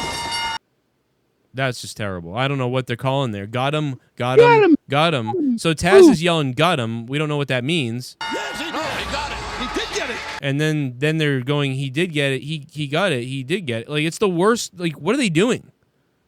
Like, what are they calling? Like, I mean, and I'm not, this isn't like, oh, you think you can do better live? Yes. Because I watched it live and was thinking the call in my head because that's how I think. And if I'm watching this, you watch this right now in real time with on mute. What do they call this? Fatality? Dark Order looking for their finishing mover. Fatality. They're going to hit it. They're going to beat. No. Oh, Jackson rolls him up. Sunset flip. 1, 2, and 3. Oh, he got him. Thank God they defeated the Dark Order. And one of the guy that dives in, one of the Dark Orders tried to save it. He was too late. And the Young Bucks stole one here. It looked like the Dark Order was going to hit fatality, and instead, Matt Jackson outsmarted him. But that's what I see. But this is what apparently the announcers saw. Situation. Going for their finishing maneuver. This is fatality, and it's going to be the end. Maybe not. Starts up counter. Got him. Got him. Ooh. Got him. No, he got it. Ooh. Get it. Ooh. Now it is of this match. Got him. Ooh. Yeah. They're still not talking. They're still not saying anything. They're still not, like, re-describing what happened. What is this? Like, I mean, really? This is on TV. I don't know. There's too many cooks in the kitchens or something. Oh, that's what I'm saying. One of the things I'm dying to ask you about while I have your attention is fans were livid today after a report was released that Velveteen Dream's in-ring return would be soon. They were going off. You know, Really? he's a pedophile. Keep him away from Raw or SmackDown. Someone tell all their sponsors that they're child grooming apologists. But wait a second. WWE, I believe, put on a huge investigation into whatever Velveteen Dream was accused of. I'm assuming that he had to turn over his accounts. I'm assuming the WWE hired private investigators. Right? So, like, if Velveteen Dream is coming back. It's the court of public opinion. He came back tonight, actually. So, surprise. That's what I was getting into. All the people that were upset at the idea of him returning, well, he returned. Forbes put out an article saying Velveteen Dream's NXT return sparks polarizing reaction on Twitter. So, I mean, people are just not happy that he's back. They're going to have to, this is so bad because the guy was beloved. They're going to have to, put out their I mean, they need to put out their findings to say, like, listen, the guy was hacked. Or there was no misbehavior. These were false accounts that tweeted out real photos of him. So basically what happened is an individual Velveteen Dream was corresponding with who was an adult, to Velveteen Dream's knowledge, was an adult. They exchanged photos. That person then circulated the photos, and then people began this sort of smear campaign. These are all false allegations. We've done an investigation. This was done on purpose, whatever.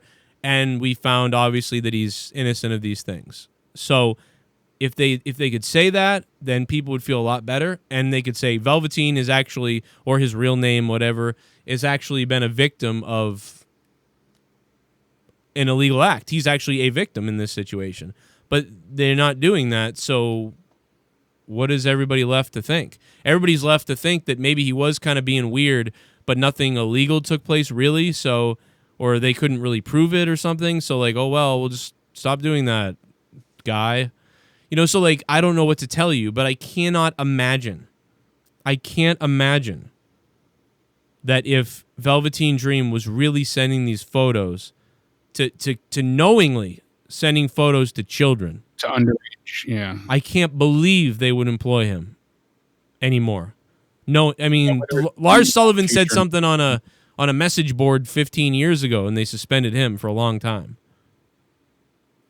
Yep, and look what happened to Enzo. And look what happened to Enzo. Enzo didn't even do anything, and he was gone, but they didn't like him. They love Velveteen Dream, so they will protect him a little bit. I believe that. But there hasn't been any evidence yet, Marvelous in the chat says, yes. So until you show me or tell me for a fact that this guy was really talking to little kids or something like that, then I'm not gonna. I don't know, dude. I'm assuming WWE isn't going to just be like, oh, well. They need to go ahead and let me get out the sentence. They need to go ahead and have them release their findings, because the court of public opinion, he's going to be guilty until proven innocent. That's wrong. Yeah. But if they're comfortable enough to bring him back and put him straight into a big, title opportunity at TakeOver 30, that's no, slouch of a return. Right. They need to go ahead and have him, be cleared. Basically. There's no chance to me. I just can't believe that this guy was some kind of kid diddler that he'd be there. They would be like, no way, we are not doing that. You're done. They would. They would get rid of him. I can't believe they would keep him. So I think the hate on him is bad, but I wish that they would. I wish the WWE could release some kind of, because they did say they were conducting an investigation, and then he went missing for weeks. So they conducted an investigation. They did something. They did. They clear. You would think that they wouldn't put him back on TV without, dotting every I, crossing every T with this. But Here we go. you never know, though. Yeah, with WWE, you don't. Here we go. Could have taken the lazy way out. Oh, no. The Jericho and Cassidy match lost me with all the botches. Thought it made Cassidy's win less significant. Yeah, it really kind of took a step back, unfortunately, because they were doing well with this. I thought they were doing really pretty well with the story of this, and tonight it was really a lackluster miss, or at least a miss. But again, BDW, chop and screw. It wasn't like this is an atrocious nightmare and I'm breaking stuff. So listen, it was better than it was. I mean, Dominic and Seth Rollins was one of the better storylines of the week so far. I mean, which is crazy to say, but one of the standouts. Right. I mean, I can't believe it, but I got to say that. We've got a new Twitch follower. First time in a while. Hell yeah. Take my pants off. Ric Flair, too. Yeah, Ric Flair and Randy Orton's segment was better. I think that was better than anything on AEW. I mean, but Raw was still just a drain. But we'll have a lot to talk about tomorrow on Out of Nowhere tomorrow night, but WWE is having just a little bit of the bubbly. That's it. Well. Want some bubbly? Look at this stuff. Alexa's sweet a little ass. bit of the bubbly. That's it. I haven't seen WWE build some people like Cross and Scarlett in a long time. Did you see NXT opening? I hope they don't get caught up anytime soon. I think once Vince sees Thea act and sees Scarlett, he's gonna want them up. Nowhere tomorrow. You really? I don't think Scarlett. I mean, that's another Sable for Vince. He would love to have his hands on her. Yeah, I mean, yes. I was thinking of actually somebody else, not Scarlett, the green-haired girl. What's her face? But yeah, Scarlett. Yeah, Vince is gonna ruin. He's gonna ruin Cross and her because he's gonna make her another Lana. Probably. Well, they did a really cool take on thanks for the sub. Contract signing too. So yeah, I really enjoyed what they did, and I don't want to spoil it for the people that didn't get to see it yet, but they were very inventive, I think, and it worked well with them trying some of the cinematic stuff. So I thought it was cool. I thought it was creative. So we'll talk about that in Out of Nowhere tomorrow as well. But still, Habanero. Thank you for subbing, man. What's up? They are building Cross up to be this indestructible monster, which NXT is good at. They're good at that undefeated, lossless character. Oh. I just realized something. Yes. So Brody Lee has the incomplete TNT title now. What if Brody renames the title the AEW Dark Championship? He then defends it on Dark in contrast to Cody's on TNT, obviously after he loses next week, lol. The Soundwave 92, interesting idea. Thanks for the 350, but I am sick of belts that don't matter. Throw that belt. Like, what we got, the F the World title, we got this title now. What are they doing? Like, what is they make an official Dark title, like that's their full, set in mind, then it'd be one thing, but just to have one that they a little bit of the bubbly. That's it. Want some bubbly? Look at this stuff. Not a little bit of the bubbly. That's it. If anyone thinks AEW women are better than NXT women, you are a fucking idiot. Put the crack down and it will be worse when Tessa ends up in NXT. I can't believe... I don't think anybody really believes that unless they're delusional or whatever. I mean, Tegan Knox and... Who's the other girl that they keep having? That had those great matches that I like? Dakota Kai and Tegan Knox. That I would pay for that match tomorrow. If you told me it was up anywhere, $30 and they're going to fight again, I want to see it. Vision has been great on NXT, so... Danny, thanks for the sub, man. What's up? Yeah, so I listen, I love AEW, but the women's competition in NXT is better.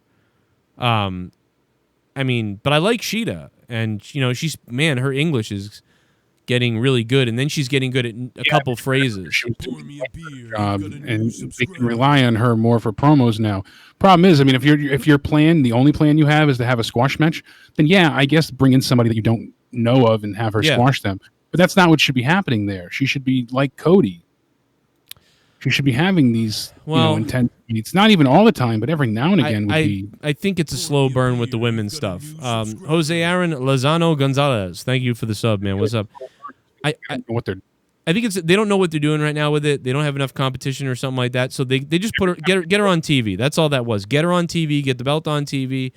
That's it. That's all that is. Otherwise, she's left off. So I'm okay with it. But you're right. Eventually, you got to feature that, like the TNT belt. We have a new member of the JCS Army. Yes, baby. He's a member again. Too sexy. Travis Savage.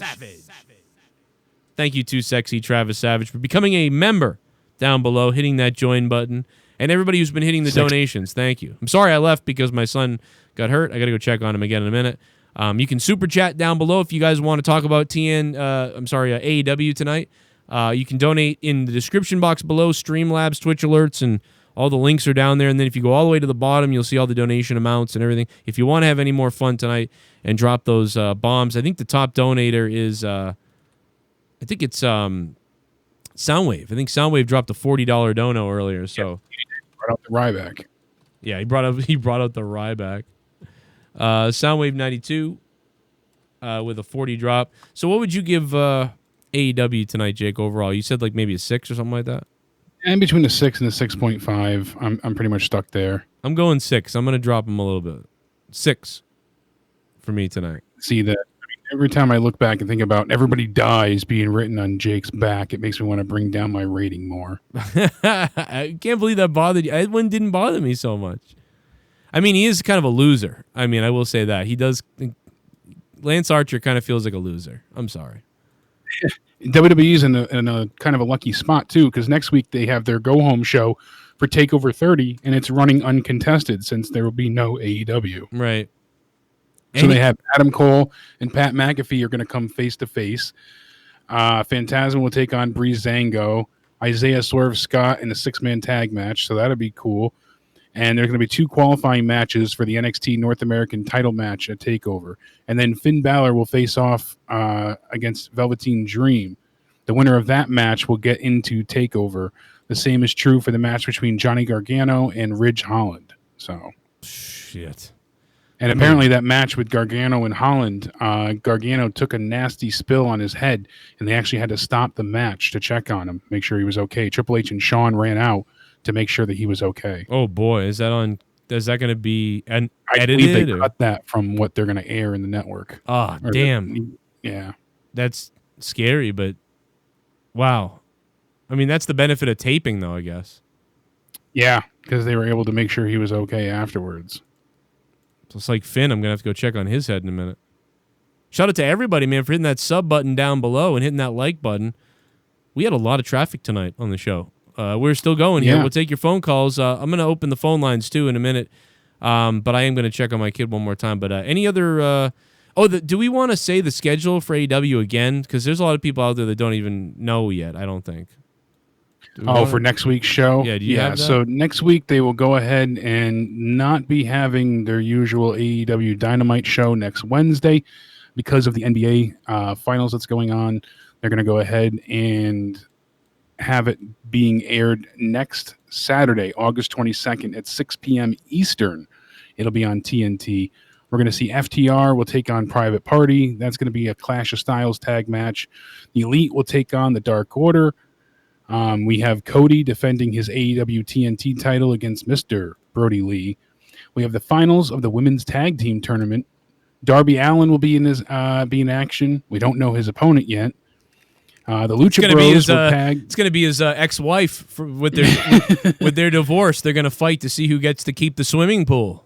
I know. Sad that they're splitting apart, but probably they seem good. like they were really made for each other.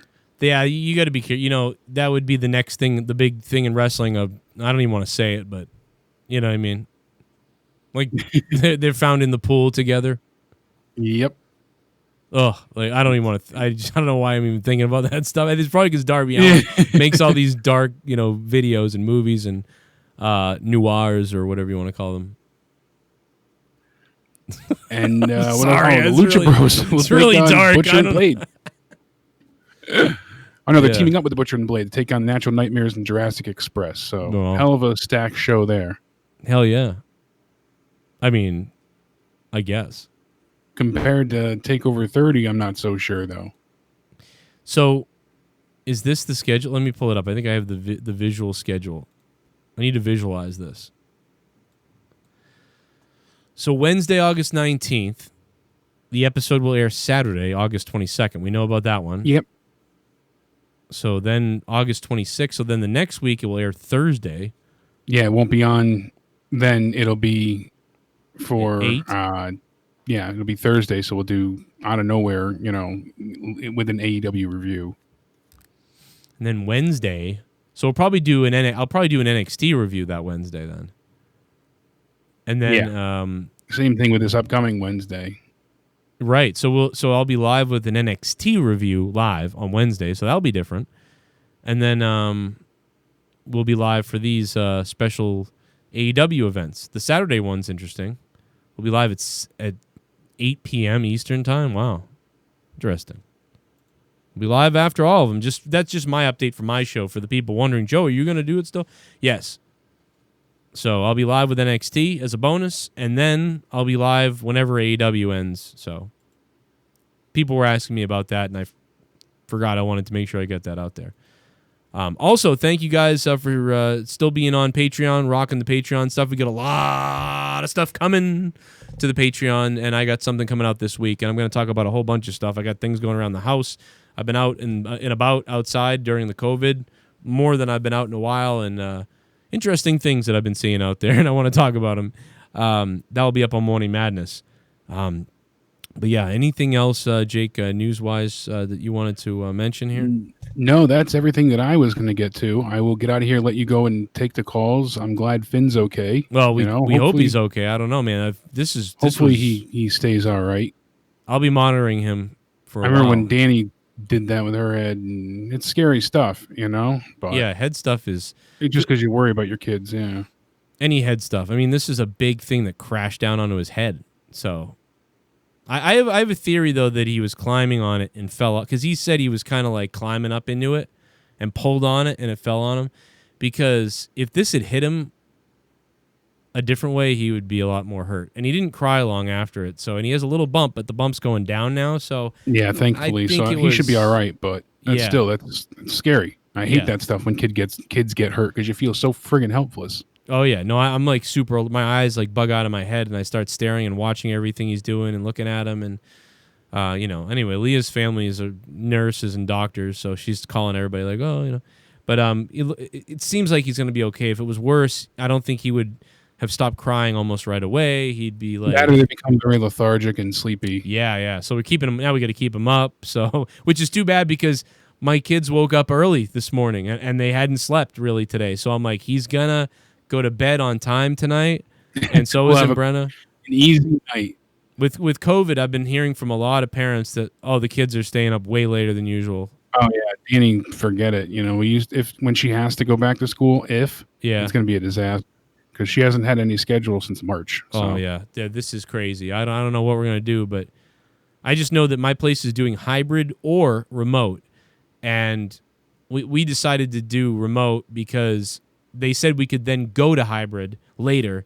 And rather than, start hybrid, then somebody gets sick and then they cancel everything. It's like I'm just going to go remote right from the start.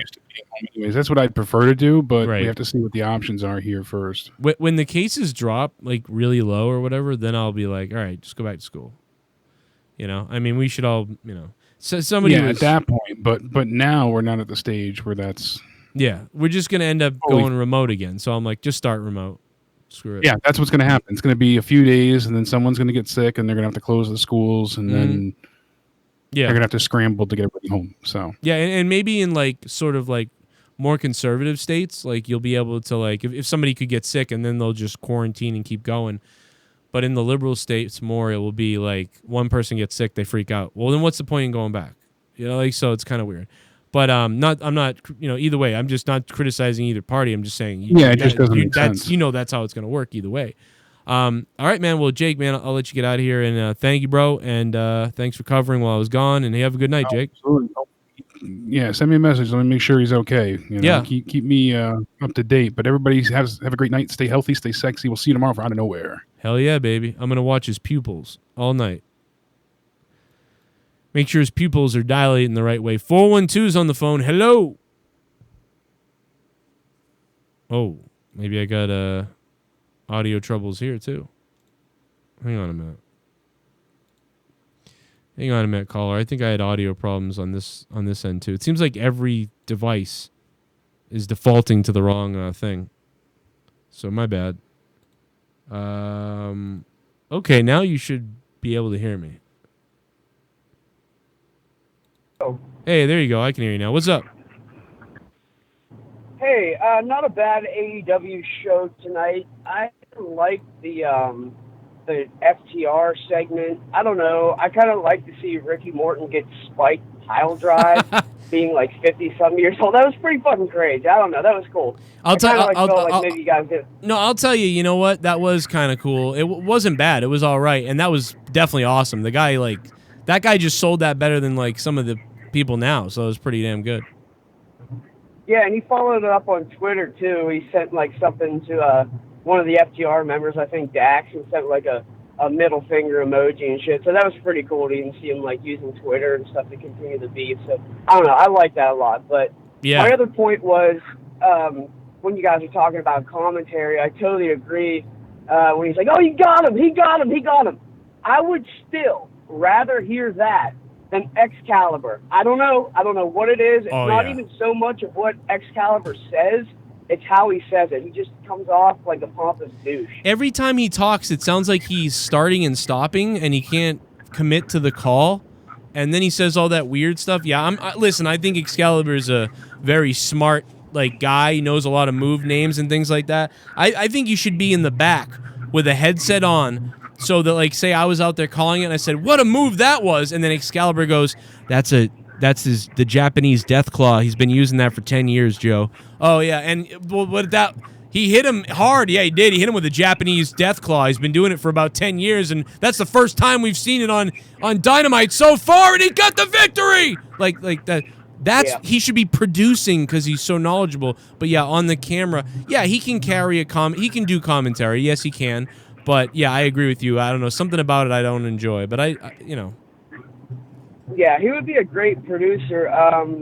The other thing is, I know this isn't AEW related, but you mentioned it tonight, and that you're doing that show coming up soon. Could you maybe talk about that a little bit more? Because I remember you had all these other things. You would promote Hot Mic, you would promote Title Match Wrestling, all this shit. But now you actually have an event coming up, and I listen to a lot of your content, and I don't know too much about it. Yeah. So, yeah, so the reason why, part of why I was unsure was I was unsure if I was going to make it out, so I didn't want to sell it too hard. But right. It looks like I am going now, so I'm going to make it out there. So it's Sunday, August 16th. You have to email them. If you go follow them on Twitter, VXS Wrestling, just follow VXS Wrestling on Twitter. No Justice, No Peace. It's happening Sunday. You can buy it now on the Fight app on Fight TV. It's 4 p.m. Eastern time, so it's an early pay-per-view type of thing, on Fight. And there's a lot of guys, man. JTG is coming, I think, out of retirement, or he hasn't wrestled in a while. JTG's going to be there. Brian Cage from AEW is going to be there. Davey Boy Smith's kid's going to be there. He's been killing it for years now. She'd probably slap me if I said that. Somebody's kid, because he's made his own name at this point, but you know what I mean. AR Fox is going to be there. It's just going to be a really wild outdoor show in front of about, 50 to 80 people. They have a limited amount of people that can come. There's all this distancing that's going to happen. It's going to be live. It's going to be outdoors. You got to email them. I think they're out of tickets, but they may have one or two things. So I'm tweeting out about that all week, and I'll continue to do it. And either way, man, people should try to check it out and maybe buy it. I think it's not expensive. It's going to be one of the first. I don't think there's a lot of live on-demand pay-per-views going on right now. Right on. I definitely want to check that out. And my last question would be, by the way, this is Paul 3. Once Beautiful. again, thanks for doing fucking such an awesome job on all your shows. But my last question would be, are you going to do like kind of like a crazy vlog or anything, like driving up to New York? Because I can imagine, dude, like the fucking Ryback skits through the drive-thrus, and oh my god, I can the fucking toll booths and shit. I can only imagine. There was somebody who was like, dude, I wish I was a little. He's like, I may get rich soon, and I was like, are you serious? He's like, this guy goes, I may get rich soon, Joe. I would pay you to do vlogs like just every week. Oh yeah. And I'm like, I was like, that'd be hilarious. But yeah, no, I'm gonna video everything going there. I'm gonna have like a laptop to dump everything. I'm gonna record a whole bunch of shit and then put it on video. I'm sure I'll see some shit going through New York.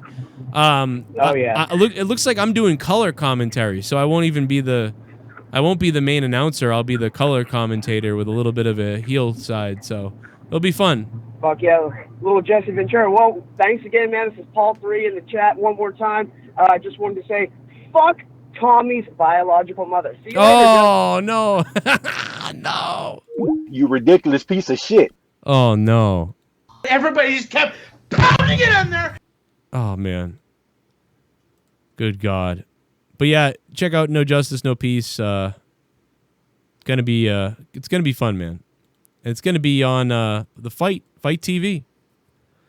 This will actually be the first time I think that I've ever live broadcasted. Yeah, this would be the first event that I've ever live broadcasted. As far as commentary goes, I've probably called 80 events. There's 80 events with my commentary, and I've never done one live.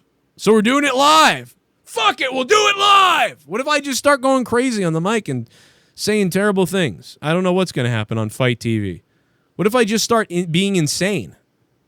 You know what I mean? Like, what are they going to do? What if I just start plugging what if I just start plugging monetize this? I mean, what are they really gonna do?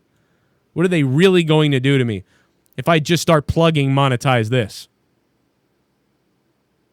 Nothing. There ain't a damn thing you're gonna be able to do. If everybody orders this, make sure you tell them or tweet them that you ordered it because of me. Okay? Forget JTG, forget Brian Cage, forget that stuff. You just tell them Joe sent you. Even if something happens and I'm not able to make it for some weird reason, which I don't think is going to happen. But even if it did happen, you just buy it and you just support my stuff. Let's do. What are we doing? No, I'm just kidding. But no, it's going to be a hell of a drive. Last time I was out in New Jersey and New York was Grimm's Toy Show. 4-hour drive to Grimm's. And my bladder is going to explode. That's the biggest problem. You know, there's like no hotels and stuff like that, right? I didn't even know. Are there hotels? Maybe there are hotels. I don't even know. Yeah, there's hotels. Hotels are open right now, right? I don't know. We'll find out. But it's going to be one of those car rides, man, that just jars me. I'm going to have a lot of piss buckets in the car.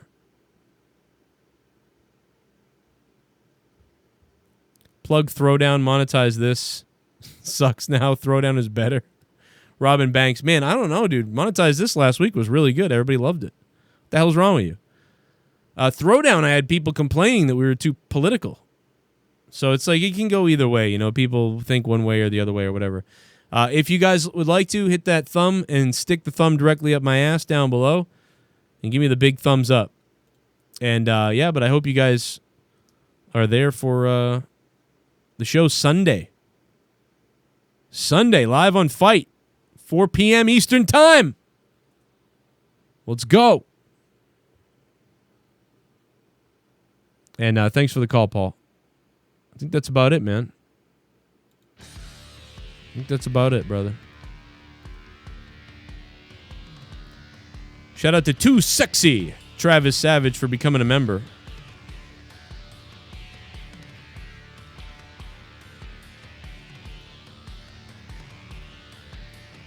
I still can't believe how the AEW tag belts look terrible. I don't know why. They're all scratched up and stuff. I don't know, man. It's so weird how scratched up they are. Should I do more? Oh, wait, I got something big to say. Wait a minute. We got breaking news, guys. Breaking news. Guys, breaking news. Breaking news, everybody.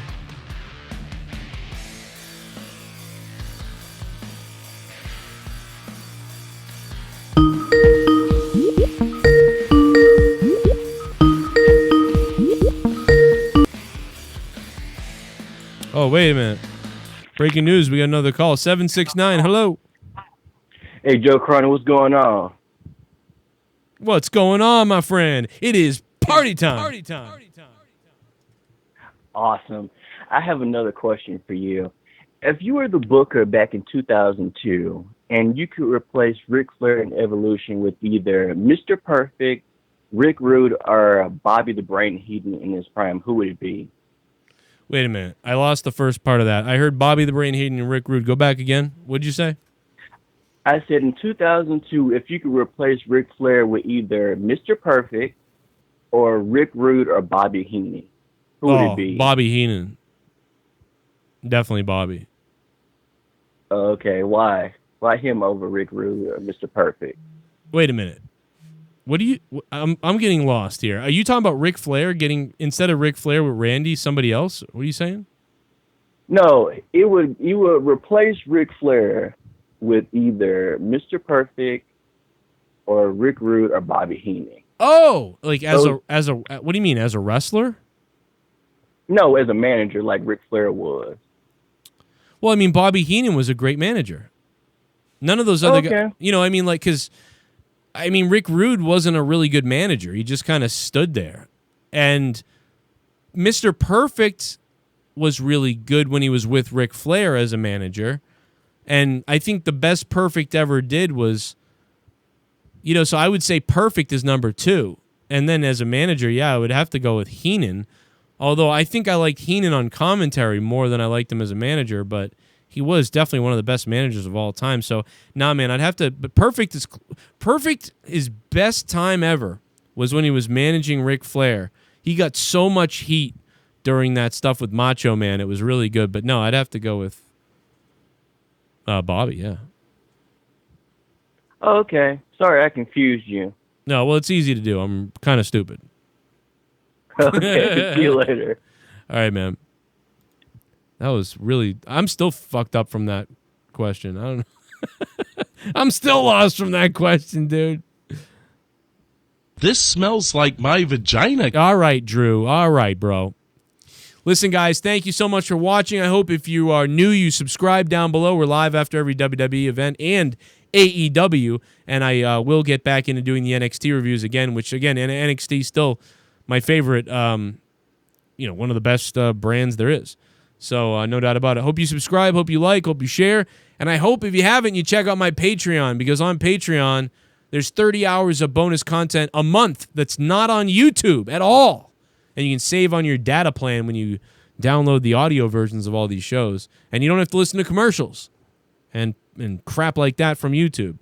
And, of course, we don't really make any more money, so the only way to make money is donations live like you guys do, or becoming a patron. But definitely, $5 a month goes a long way on Patreon for you guys if you want. Check it out. 335 of you on Patreon right now.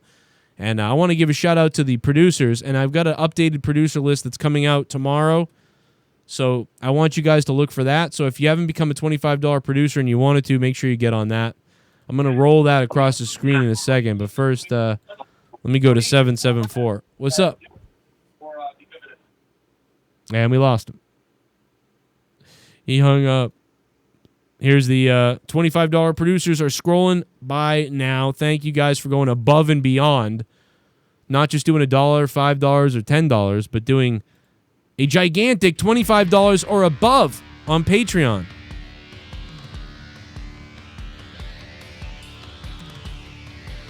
So thank you guys for making the show possible. PBS on the Joe Cronin Show here. We're talking about Jman from KC and Mikey Gwaz's mother. No, I'm just kidding. What's up, Mikey? Got a full list coming out tomorrow. The breaking news is I'm going to be tweeting on Twitter at Joe Cronin, at JCS Commentary, threatening people on Twitter tonight. And I'm gonna go. And by the way, I'd be on longer tonight if it wasn't for my kid, but I'm gonna go check on my kid. I need to go see what's going on here. So I love you all. Thanks for hanging with me. I hope you can become a patron and you can check out Patreon, man. That really would help out, mean a lot. And it's a big family over there, man. We all talk on Patreon. We have shows that we don't do anywhere else. And you're going to get a whole bunch of exclusive content. And you really, really help the show out by becoming a patron. So if you're somebody who doesn't donate because you don't like doing that and you'd rather be actually getting more, well, I mean, we provide lots of free content here. 40 hours a week of content. Can you believe that? That we do about 40 hours of content? That's crazy.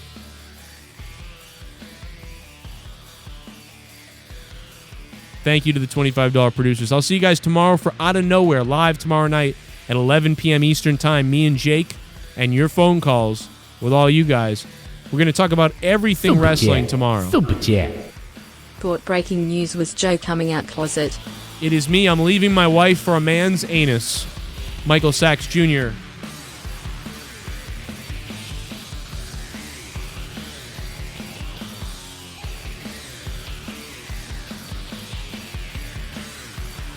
Thank you, sir. Good night, everybody.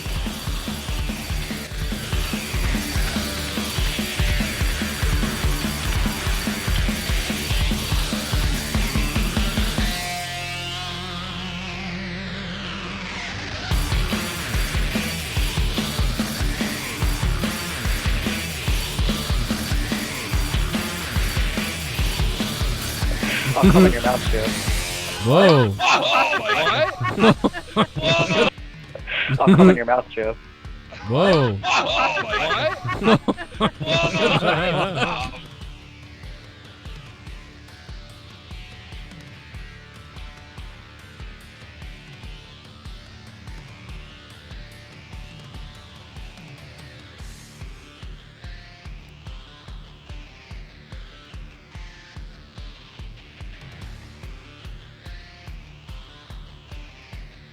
Let's go! Flim flam!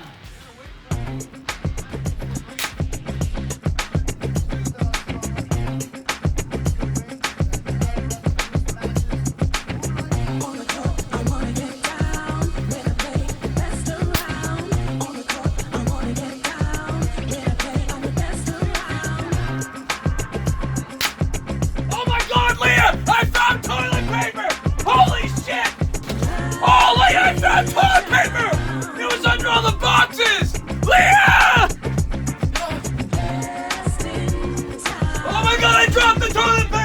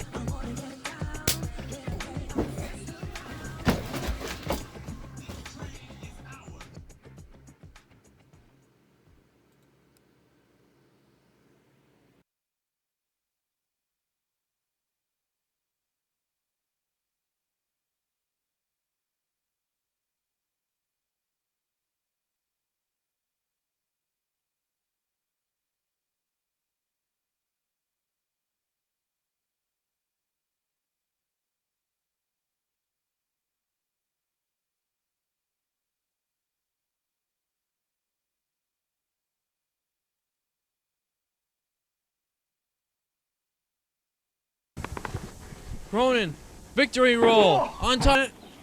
Oh my goodness, did you see that? His neck is broken. They went down. No, wait a minute. His neck is broken. His pubes are broken.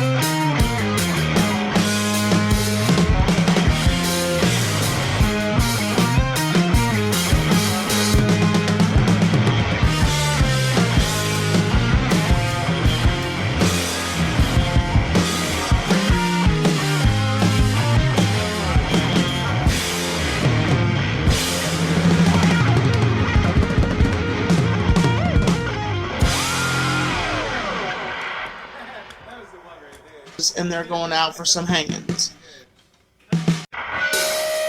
And they're going out for some hangings.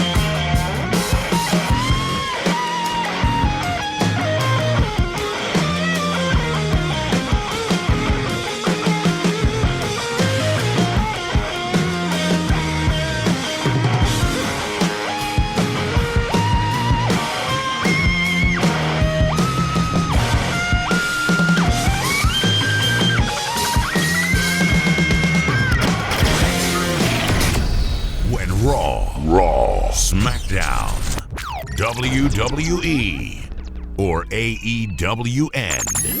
Tune in to The Joe Cronin Show. Live on YouTube for review and reaction. Joe Cronin and Jake break down all the action. All of it. The Joe Cronin Show. Your source for wrestling opinions, news, and insanity. A wrestling podcast with attitude.